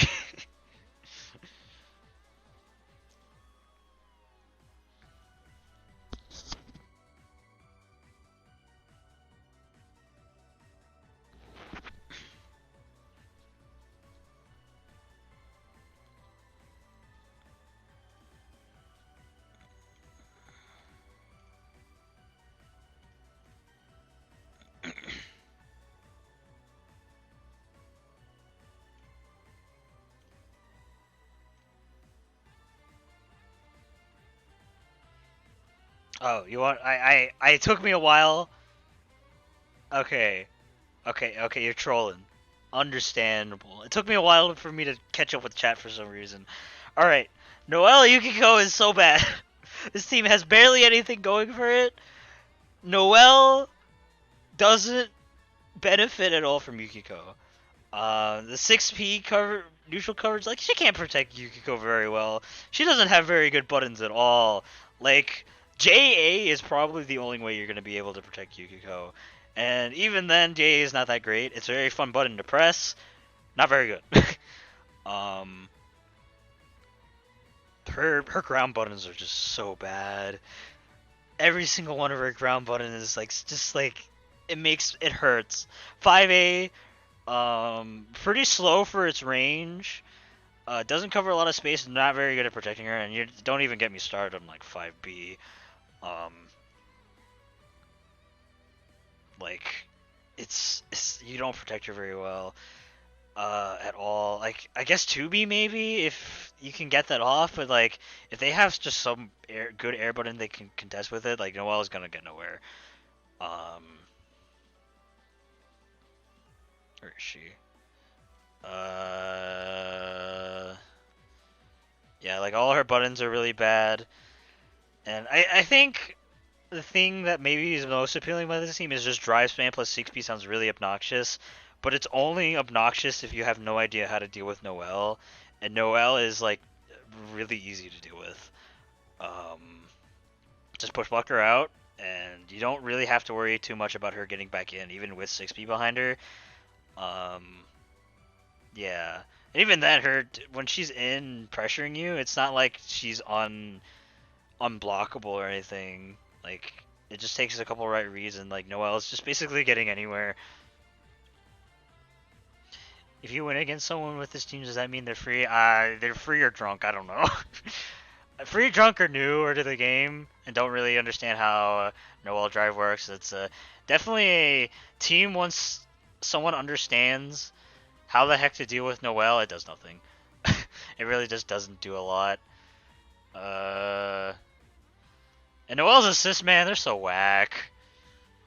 I think the most appealing one is 6p. But even then, you don't really get rewarded too much on it. It's so weird. It can be good, and in a lot of ways, it's just budget Blake 6p, and it can functions a lot like budget Blake 6p, but most of the time, in my experience, it's not a super great space control assist. 5p and 4p are also not good either. I think the only benefit that 4p has is that it has one frame startup than average, so, but besides that, no space control at all. Outside of like 6p coverage, and it's not a good team. Very gimmicky. Will maybe get you some cheeky wins, but very bad team. Very bad team. Most people complain about Noelle driving her assist, yeah, and arguably Noelle assists are like the best thing about her. You know, that's saying something. Oh yeah, also this team does hella damage, but you have to get there first, which is hard. Alright. That is Noelle. My Natsume. Very, very good. Conservatively going to be placing her in C tier. Definitely one of them. Definitely Yukiko center team for sure. I don't feel like Mai gets a ton. I think the reason I'm putting her, actually, I might put her above some other characters. Actually, probably above Mika. Mai is an interesting character as well. She has that backflip and kind of the wave dashes too, which is very unique to her. And I think CSP can kind of help out with using that. I think more so the backflips can really prevent the opponent from contesting her in the air. Which, I mean, she's already kind of hard to contest in the air. She's kind of like Heart, but just kind of getting rid of that option first with 6p is very solid, but you have to get there first. And Mai herself protects Yukiko very okay. Like, she has JC, which covers a lot of airspace. She also has the tracking JB or 5B2, which can kind of deter your opponent from really approaching in very specific ways, especially since it's homing. But besides JC and 5B, not really like super great normals to kind of protect her. This team mostly praise off the fact that Mai is going to be really hard to contest with 6p in the back, and that's going to be how it's going to function. And I don't feel like she gets a lot of pressure off 6p either. Yeah, because like Mai also needs lockdown in order to get really threatening mix-ups going, and I don't really feel like Yukiko provides that level of lockdown. It's once again 6p can be locked down, but it's very locked down in a very specific way. The reason why, even though it's kind of like a very meh team for Mei, is or not Mei, not in this game. Mai is the fact that Mai's assists are really freaking good. 5p, like, it's a full screen check that kind of wins you neutral if they block it. 4p, really solid. Really solid, like, anti-air assist to kind of help deter air approaches. And 6p is probably the most meh assist out there. It's just some projectiles. Definitely a lot worse than 5p, so it's a little bit iffy. But yeah, that's how I feel about mine. Definitely very Yukiko focused. Not in a lot of huge ways also to gain fire levels, but I think Mai's assist kit is just really solid and really good for Yukiko for what she wants to do. Just good space control.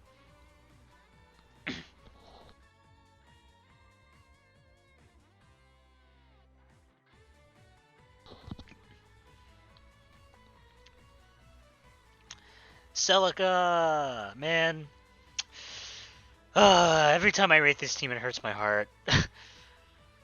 But I'm going to be a bit more I'm going to be a bit more optimistic about her placement than I think I would in the past.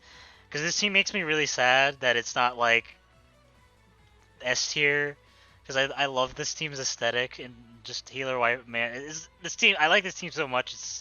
It's my player card. Healer waifus, best waifus. But man, this team's very like just decent. So we'll go over some of the more basic strengths of the team. Celica has really good buttons to protect Yukiko.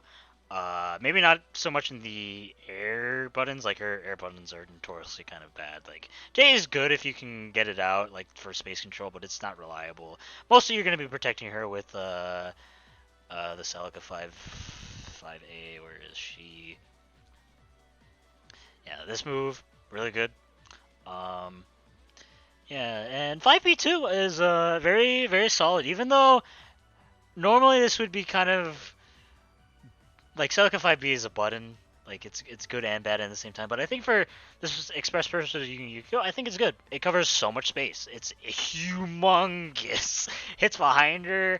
As long as they're not in a position where the light hidden volt really gonna screw you over, it's really good. And if even if you whiff, you can actually just use that opportunity to get in with Celicar. And Celicar plus 6B is not particularly good, because it doesn't really give you much coverage if they kind of just crouch and kind of low check you, but still, it's an option for approaching, and it can catch people off guard for sure.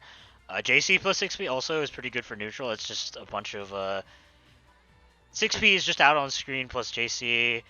It's gonna be really hard to contest Celica in the air, so this can be a nice way for kind of Celica to approach. Celica also has the 236A/B, which can be they're not good projectiles, or well they're decent projectiles. Can also help protect Yukiko on the ground like that, so she can use that. 214A6B is also like another like kind of similar to Celicar. It's not a super great option to approach, but since it's projectile guard opponent, it can be decent.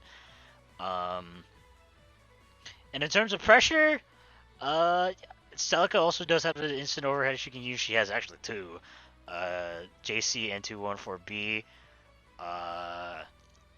Yeah, which can be very good to convert off of with 6P. Definitely promotes your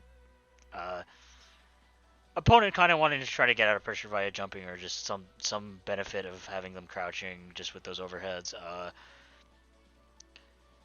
Yeah, and I think that's it for Celica. The team, well, for Celica Point, I still ain't gonna do Yukiko, but Celica Point, it's a bit gimmicky, but still, like, if you do the right things, it can be very solid. But it's a very hard team to kind of make consistent use out of, just because of how like kind of Celica neutral can work. But definitely very solid. I might even put her on like the top of C tier. Oh yeah. I gotta go on with these with Celica provides. Celica provides actually pretty good stuff for Yukiko. 5P, really solid anti-air assist. Covers a lot of space, like kind of above her head.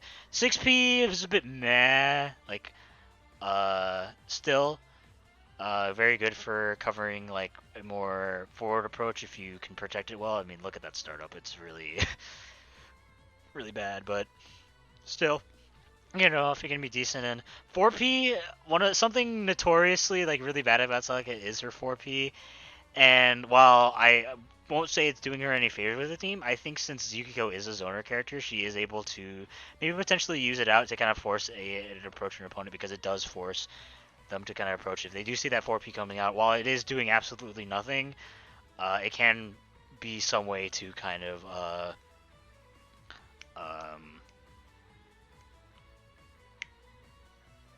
I'm blanking out. Force an approach. Yeah. So like overall, Celica has like an okay assist kit for Yukiko. Like the team is like just very solid. But also simultaneously like has some like major, not major faults, but has some like weird caveats and kind of faults with it that kind of makes me not really want to rate it like any higher. Teams neutral can be kind of weird. But yeah, the other waifus are best waifus, by the way, and Orie.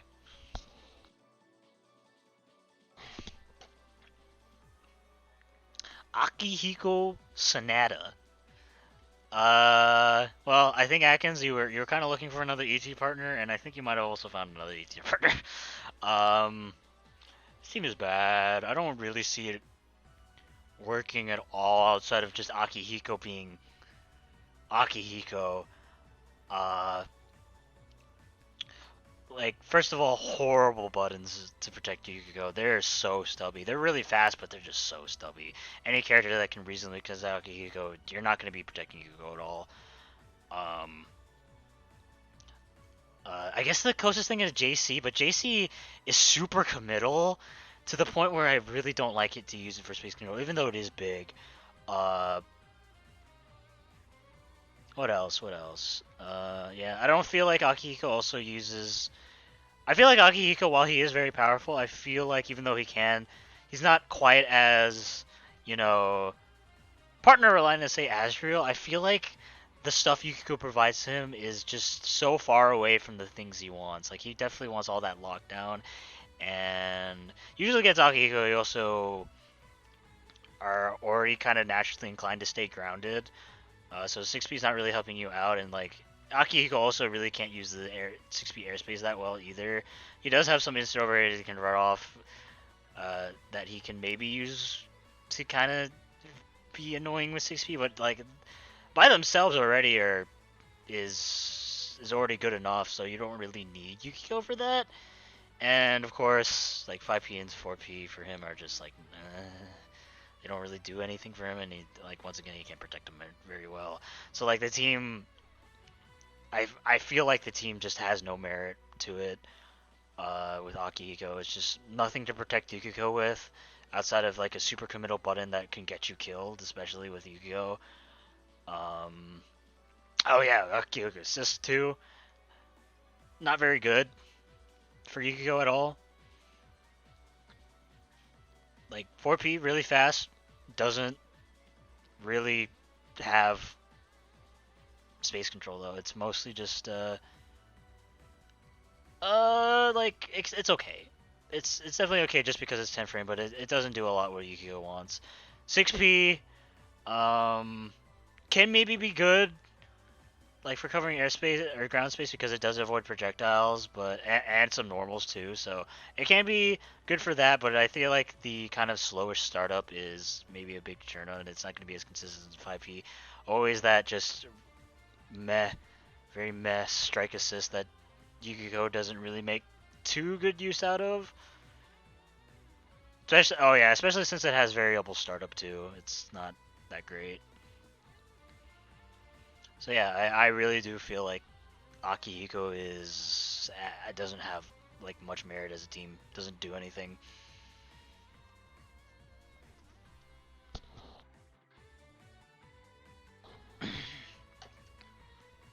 Gordo, I was actually thinking about Gordo too.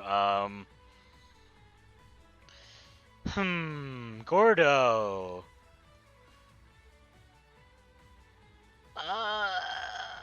C tier, bottom of C tier, bottom of C tier for sure. Uh, Gord has one big button to kind of protect Yukiko, but it's bad, so it's just like does not really appealing in that sense. And besides that, he doesn't really have much of anything else to protect Yukiko. What else? Doesn't really make good use of 4P. Doesn't really make good use of 5P. Like Gordo also is just all mids too. Is not really having super threatening pressure. Well, I guess he also has command grabs actually, so he can kind of apply some threatening command grab mixes. So I think like once you're in, it can be decent, but I think the huge struggle is getting in first. Like I don't know how. I don't think this team has good neutral at all. Well, at least with Gord Point. Uh, no good way to protect Yukiko. No really good way to kind of get in. I said like Grim Reaper, I guess, but like I don't find that very appealing with Yukiko 6P. I don't think it's quite powerful enough, especially since they can just low check you. Um, the reason why I put it in C and not like D is I'm also like a pretty big fan of Gord's assists. 5P, very good, solid lockdown assist that covers a ton of space in neutral. Similar idea with 6P, but more for space control. It just covers so much ground space, and it covers actually a surprising amount of vertical and horizontal space. So it can be very good for you to kind of control. And 4P is. Mm,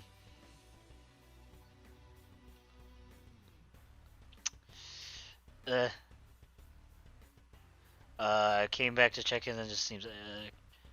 Why do I think Yang is D tier? I don't think Yang protects Yukiko very well. Um, but yeah, doesn't provide Yukiko with good assists either. The only thing really has going for it is like some command grab mix and some pressure scenarios, but I overall think that Yang just does a very poor job at protecting Yukiko. Um, anyways, back to Gordo. Yeah, I like Gord's assist. His 4P is probably the worst assist out of the bunch, and I don't think it helps Yukiko at all. But I feel like with just the benefit of having some pressure scenarios with not Grim Reaper, with his command grabs and having very good assists for Yukiko, I think prevents this team from getting any lower. But I can definitely see myself slapping Gordo down into the D tier, and I might later even. But Gord, fairly decent for Yukiko. All right, 5 characters left.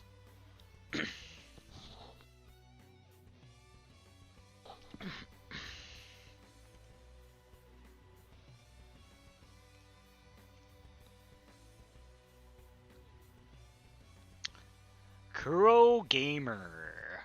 Alright. Kuro Gamer definitely gets the B tier placement. And fundamentally, I feel like the team's a bit shaky, much like a lot of the characters kind of in this B tier. I feel like Kurogane doesn't really protect Yukiko super well. Like, excuse me. Very short buttons. Outside of Charge JB, which is pretty hefty startup, but still, if you can get that off, pretty good space control. But really stubby buttons, not really going to be able to protect Yukiko very well. And I feel like Kurogane himself doesn't benefit from Yukiko like much at all. I think the way you kind of want to structure Kurogane pressure, he definitely needs that super threatening lockdown assist to make everything threatening. And a kind of an anti-synergy thing about this team is, Phantom Pain, you can crouch it in order to avoid it. And if you have 6P coming at you, your first brain instinct is going to be to crouch it, right? And yeah, so if you try to do Phantom Pain with 6P, it's going to create like kind of a mixed scenario where your opponent is more likely to avoid it, which isn't good. The still Kurogane, 214A, even despite that, still sets up sandwich scenarios pretty good, which you can kind of modify with 5P if you're close enough. But like in terms of like full screen game, 214A is not going to be very good for mix-up, so you're kind of left without that option for him, which is definitely a big detractor. The main reason why this team is in B tier, even though Kurogane doesn't really make good if you go like at all, is his assists are really good for Yukiko. Really good. 4P is basically everything you want in a space control assist for Yukiko. Fairly fast, reaches the heavens, humongous hitbox. It's just really good for Yukiko for help her control the airspace. It's probably the best 4P, like one of the best 4Ps heard for sure. So like that's a huge benefit for Yukiko. And 6P, is really good for creating sandwiches as well. Just able to, which is the way it works. It's a bit less consistent than some other characters for sure, but still really good for Yukiko. Able to put a lot of characters in those left, right, 50-50 mix scenarios, and even though like this is still, dude, Podge, I'm going through the entire freaking roster. There are 53 characters in this game. Stop judging me, Dad. Anyways. Yeah, so Kurogane 6P really good for setting up sandwiches and able to get those mixed. 5P is standard strike assist. There's so many standard strike assists where I'm just like, yeah, it's so very meh for Yukiko, or like, eh. But still.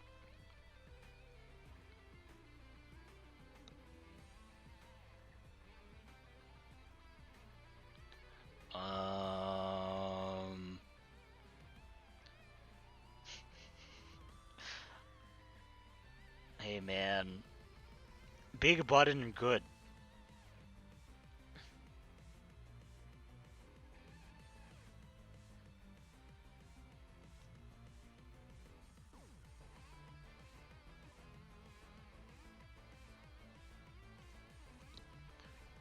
Let's see. Did I finish Kurogane? Oh yeah, yeah, I did finish. Mr. Hyde Kido. Definitely a very, very C-tier team.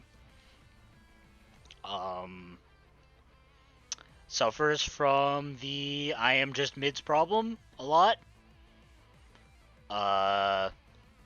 Like, Yukiko doesn't really help you gain less mids and allows you to get more mix-ups. Like, very much like YS Mitsuru, it's going to be a very neutral-heavy team. Why are you dude? Plat tier is OD though. Yeah, but High definitely is a team mids. It's so many mids. You're not going to be able to really get any pressure super threatening pressure situations off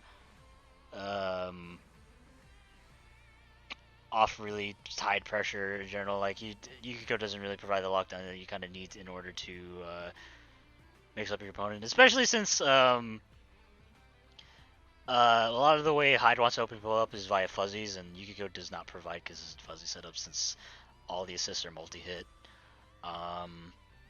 So, like, you're going to be playing neutral itself, and I can protect Yukiko pretty well. He's got the God 2B, of course. 5B is pretty good, JB is pretty good at just covering a lot of space. Maybe those are a bit on the slower side, but still, the sword normals are good. Ben Sinister, not Ben Sinister, the pizzas are also good at covering ground space, and you can kind of use them also to kind of run away from Yukiko if you find an opportunity to, like, just make sure that both characters don't get hit. But yeah, most of the reason why this team is like C tier is mostly just I really like Hyde's assists. I think 5P is really good at both covering air and ground space, which Yukiko really appreciate, and as well as also functioning as a lockdown assist. So that's really good for Yukiko. 6P is fairly standard, very durable projectile assists. Able to kind of contest the ground space very well. And 4P kind of is what it is. Not very good for space control, though. Very good for sandwiches, which can be good if you can find those opportunities to actually get the sandwich, which I find a bit unrealistic. But definitely Hyde has his merits for Yukiko, but not a super solid overall team, but good solid. It's decent. We're almost there. We're almost there. We have 3 characters left. My brain is rotten, but we can make it.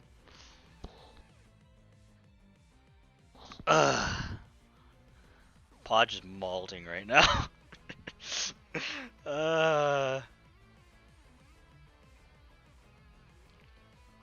He also started choosing violence like halfway through the stream when it starting. Was like, yo, just go Narukami Susano'o and call it a day. yeah, we're gonna do it that order too. Best girl for last, absolutely. Okay, Narukami. Honestly, I wish this team worked, but it's pretty bad. Narukami has really good buttons, protect Yukiko. Very long buttons, both air and ground. Also has projectiles to kind of snipe people out. So like in terms of protecting Yukiko, pretty good, pretty good. I think this is the problem with this team is that it ends up being very clunky when you play it. Narukami's kind of pressure and like not necessarily neutral, but like kind of how his button works don't really mesh well with Yukiko 6P. Um, doesn't really get you anywhere, and I feel like the when I play Narukami, his pressure can be very unflexible at times, and I kind of have to pick at certain points, and like it's very difficult for me to structure pressure um, in a way that really benefits or that really exemplifies using 6P a lot, even though he does have an instant overhead. If you block it, I feel like you're also kind of screwed with it too, since it's super committal. His buttons also in general are super committal, so that's another reason why I don't like this team a lot. Is if you do whiff a button, and like arguably it's really hard to whiff Narukami buttons, but still it's something that is a big detractor team. It's gonna be a situation where you are put in a very unfavorable scenario because either you're gonna lose your turn and you're gonna smack in the back, or you're just gonna get happy birthdayed. And yeah, so I find this team very clunky overall.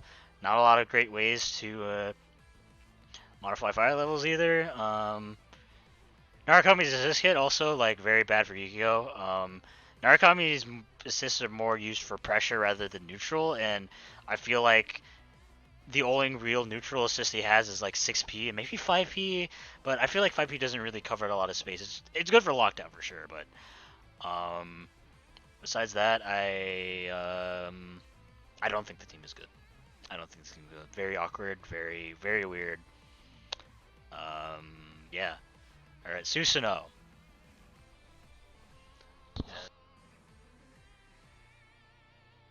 Sorry, my mother has come in, so.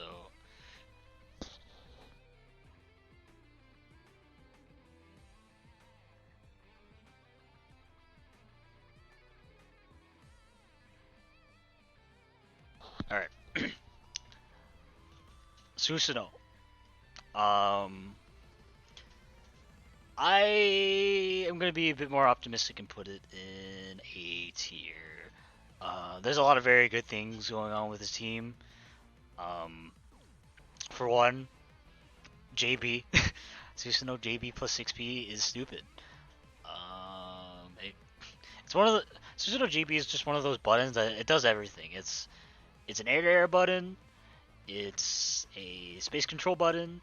It's not super committal. It's big.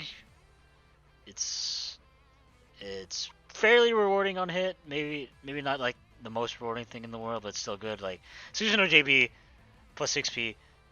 It's a really godlike combo. Besides that, like Susano himself has a little bit awkward timing neutral. His other buttons are also fairly good, but they're not like super great. Well, no. I think I'll say they're very much like good enough, like to the point where you don't necessarily have to rely on JB as your only way to really approach. But still, JB 6P really good. Um, in terms of pressure, I feel like Susano also kind of makes good use of it. You don't really see it a lot, but but his JC is also like a pretty solid overhead option if you can get it in like proper positioning. It's a little bit awkward to use, but if you're kind of like air to grounding, it can be solid. Plus with Phoenix, um, what else is good with this team? Big damage. This team does a lot of damage. Needless to say, since it's Susano. What else is good with this team? Well, that's kind of it for Susano Point. Very good at protecting Yukiko. Very good at solid air buttons. I think definitely a more Yukiko focused team because it's Susano's assist kit is like fantastic. 4P is a really great anti-air assist. It covers just a huge amount of space in neutral. is able to contest the air as well. And 6P definitely probably the most appealing, one of the most appealing assists of the game. It's a bullet assist. Basically, you're fine if the ground space is fine if you can get it off, which is pretty easy since it's not a huge startup. So you're a lot more flexibility that way. And 5P strike assist, blah blah blah. Can't use it that well. Yukiko also gets access to Grand Viper, 236B, which is really good move to active swap from you. Even though like ideally you kind of want to have it from full screen. Kind of want to have Yukiko and Susano'o kind of at different places still. If you can set up those 236B scenarios and set up those hard to blockables, it's definitely very good for Yukiko. So yeah, good solid, very very good team, very high potential damage output, very solid neutral, and very good setups. And both characters I think provided like very good tools for each other. And yeah, all right, well, last one. It's my girl, Orie. I saved her for last on purpose because I might have gone on for another additional stream if I had to talk about her, but we're saving her for last, and hopefully I don't waste too much more time. But yeah, Ori Yukiko, definitely one of Yukiko's best teams for sure. Also one of those poster childs of kind of more point centric teams, but Yukiko definitely benefits a lot from Ori. Ori has great air and ground poke buttons. Like JA is so good with Yukiko. Like just having that ability to not only cover space but also be kind of protected from other potential air confirms, as well as also like being able to kind of apply a potential mix afterwards with jump-ins too, with like J214A or just that 50-50 too. Like, I mean, if you've ever seen me play the team before, it can be very threatening to have Ori jump at you and then Phoenix come at you because that's basically just a mix-up right there. Like you have to either guess or push block, and yeah, that's very very much a good point for this team. You just stop reopening this dude Podge. Go be upset over somewhere else. Go mauled at like people. I don't know. I'm just talking about Ori right now.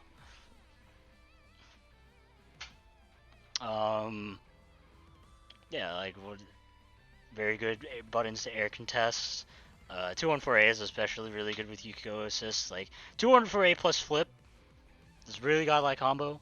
It's basically kind of like I-84 with J. You're able to just cover some of that airspace and then flip over and get in. So, yeah, that's a really good approach option. Very good for space control too. Able to predict Yukiko that way as well.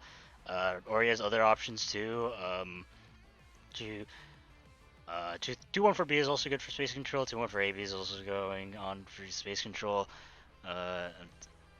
Another benefit this team has with Ori point 236 plus 6P is a very good solid auto confirm off a raw hit with 260, and it's a lot of damage too. Ori gets pretty sizable amount of damage increase from Yukiko. And I think that's a very basic points with the team. Oh yeah, 236 is also good for sandwiches as well, which is also, as we've been mentioning earlier too, has also been really good for Yukiko. It's meter, so it's not as efficient as some other characters, but still good scenario to be in. But yeah, in terms of the sniff benefiting Yukiko, like I said, it's a bit more of an Ori-sided team, but Yukiko still gets some decent-ish space control with 6P and 5P, which aren't the greatest for her. They don't help out too much, but they kind of do their job like some other characters. 5P is really good just to confirm off raw fans as well, since it has a lot of time on hit. I think the main draw of this team is Ori 4P. It does so much for Yukiko. It's lockdown and it's space control.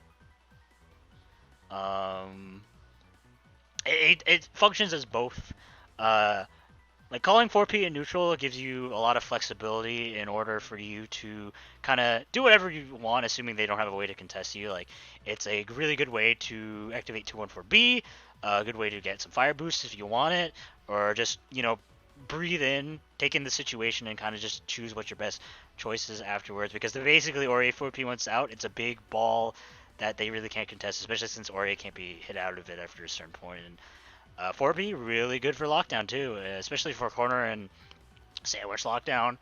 Uh, if you've seen like anyone play Ori with the 4P, it's unpush blockable. It's really, it gives you like really good lockdown, and yeah, it's really Ori 4P just does a lot. It's for neutral and for pressure. It's great for both. And yeah, I mean, with Ori done, that is kind of an explanation of why or not an explanation, kind of the creation of this tier list. And I'll probably spend the next like couple minutes kind of to rearrange some of these characters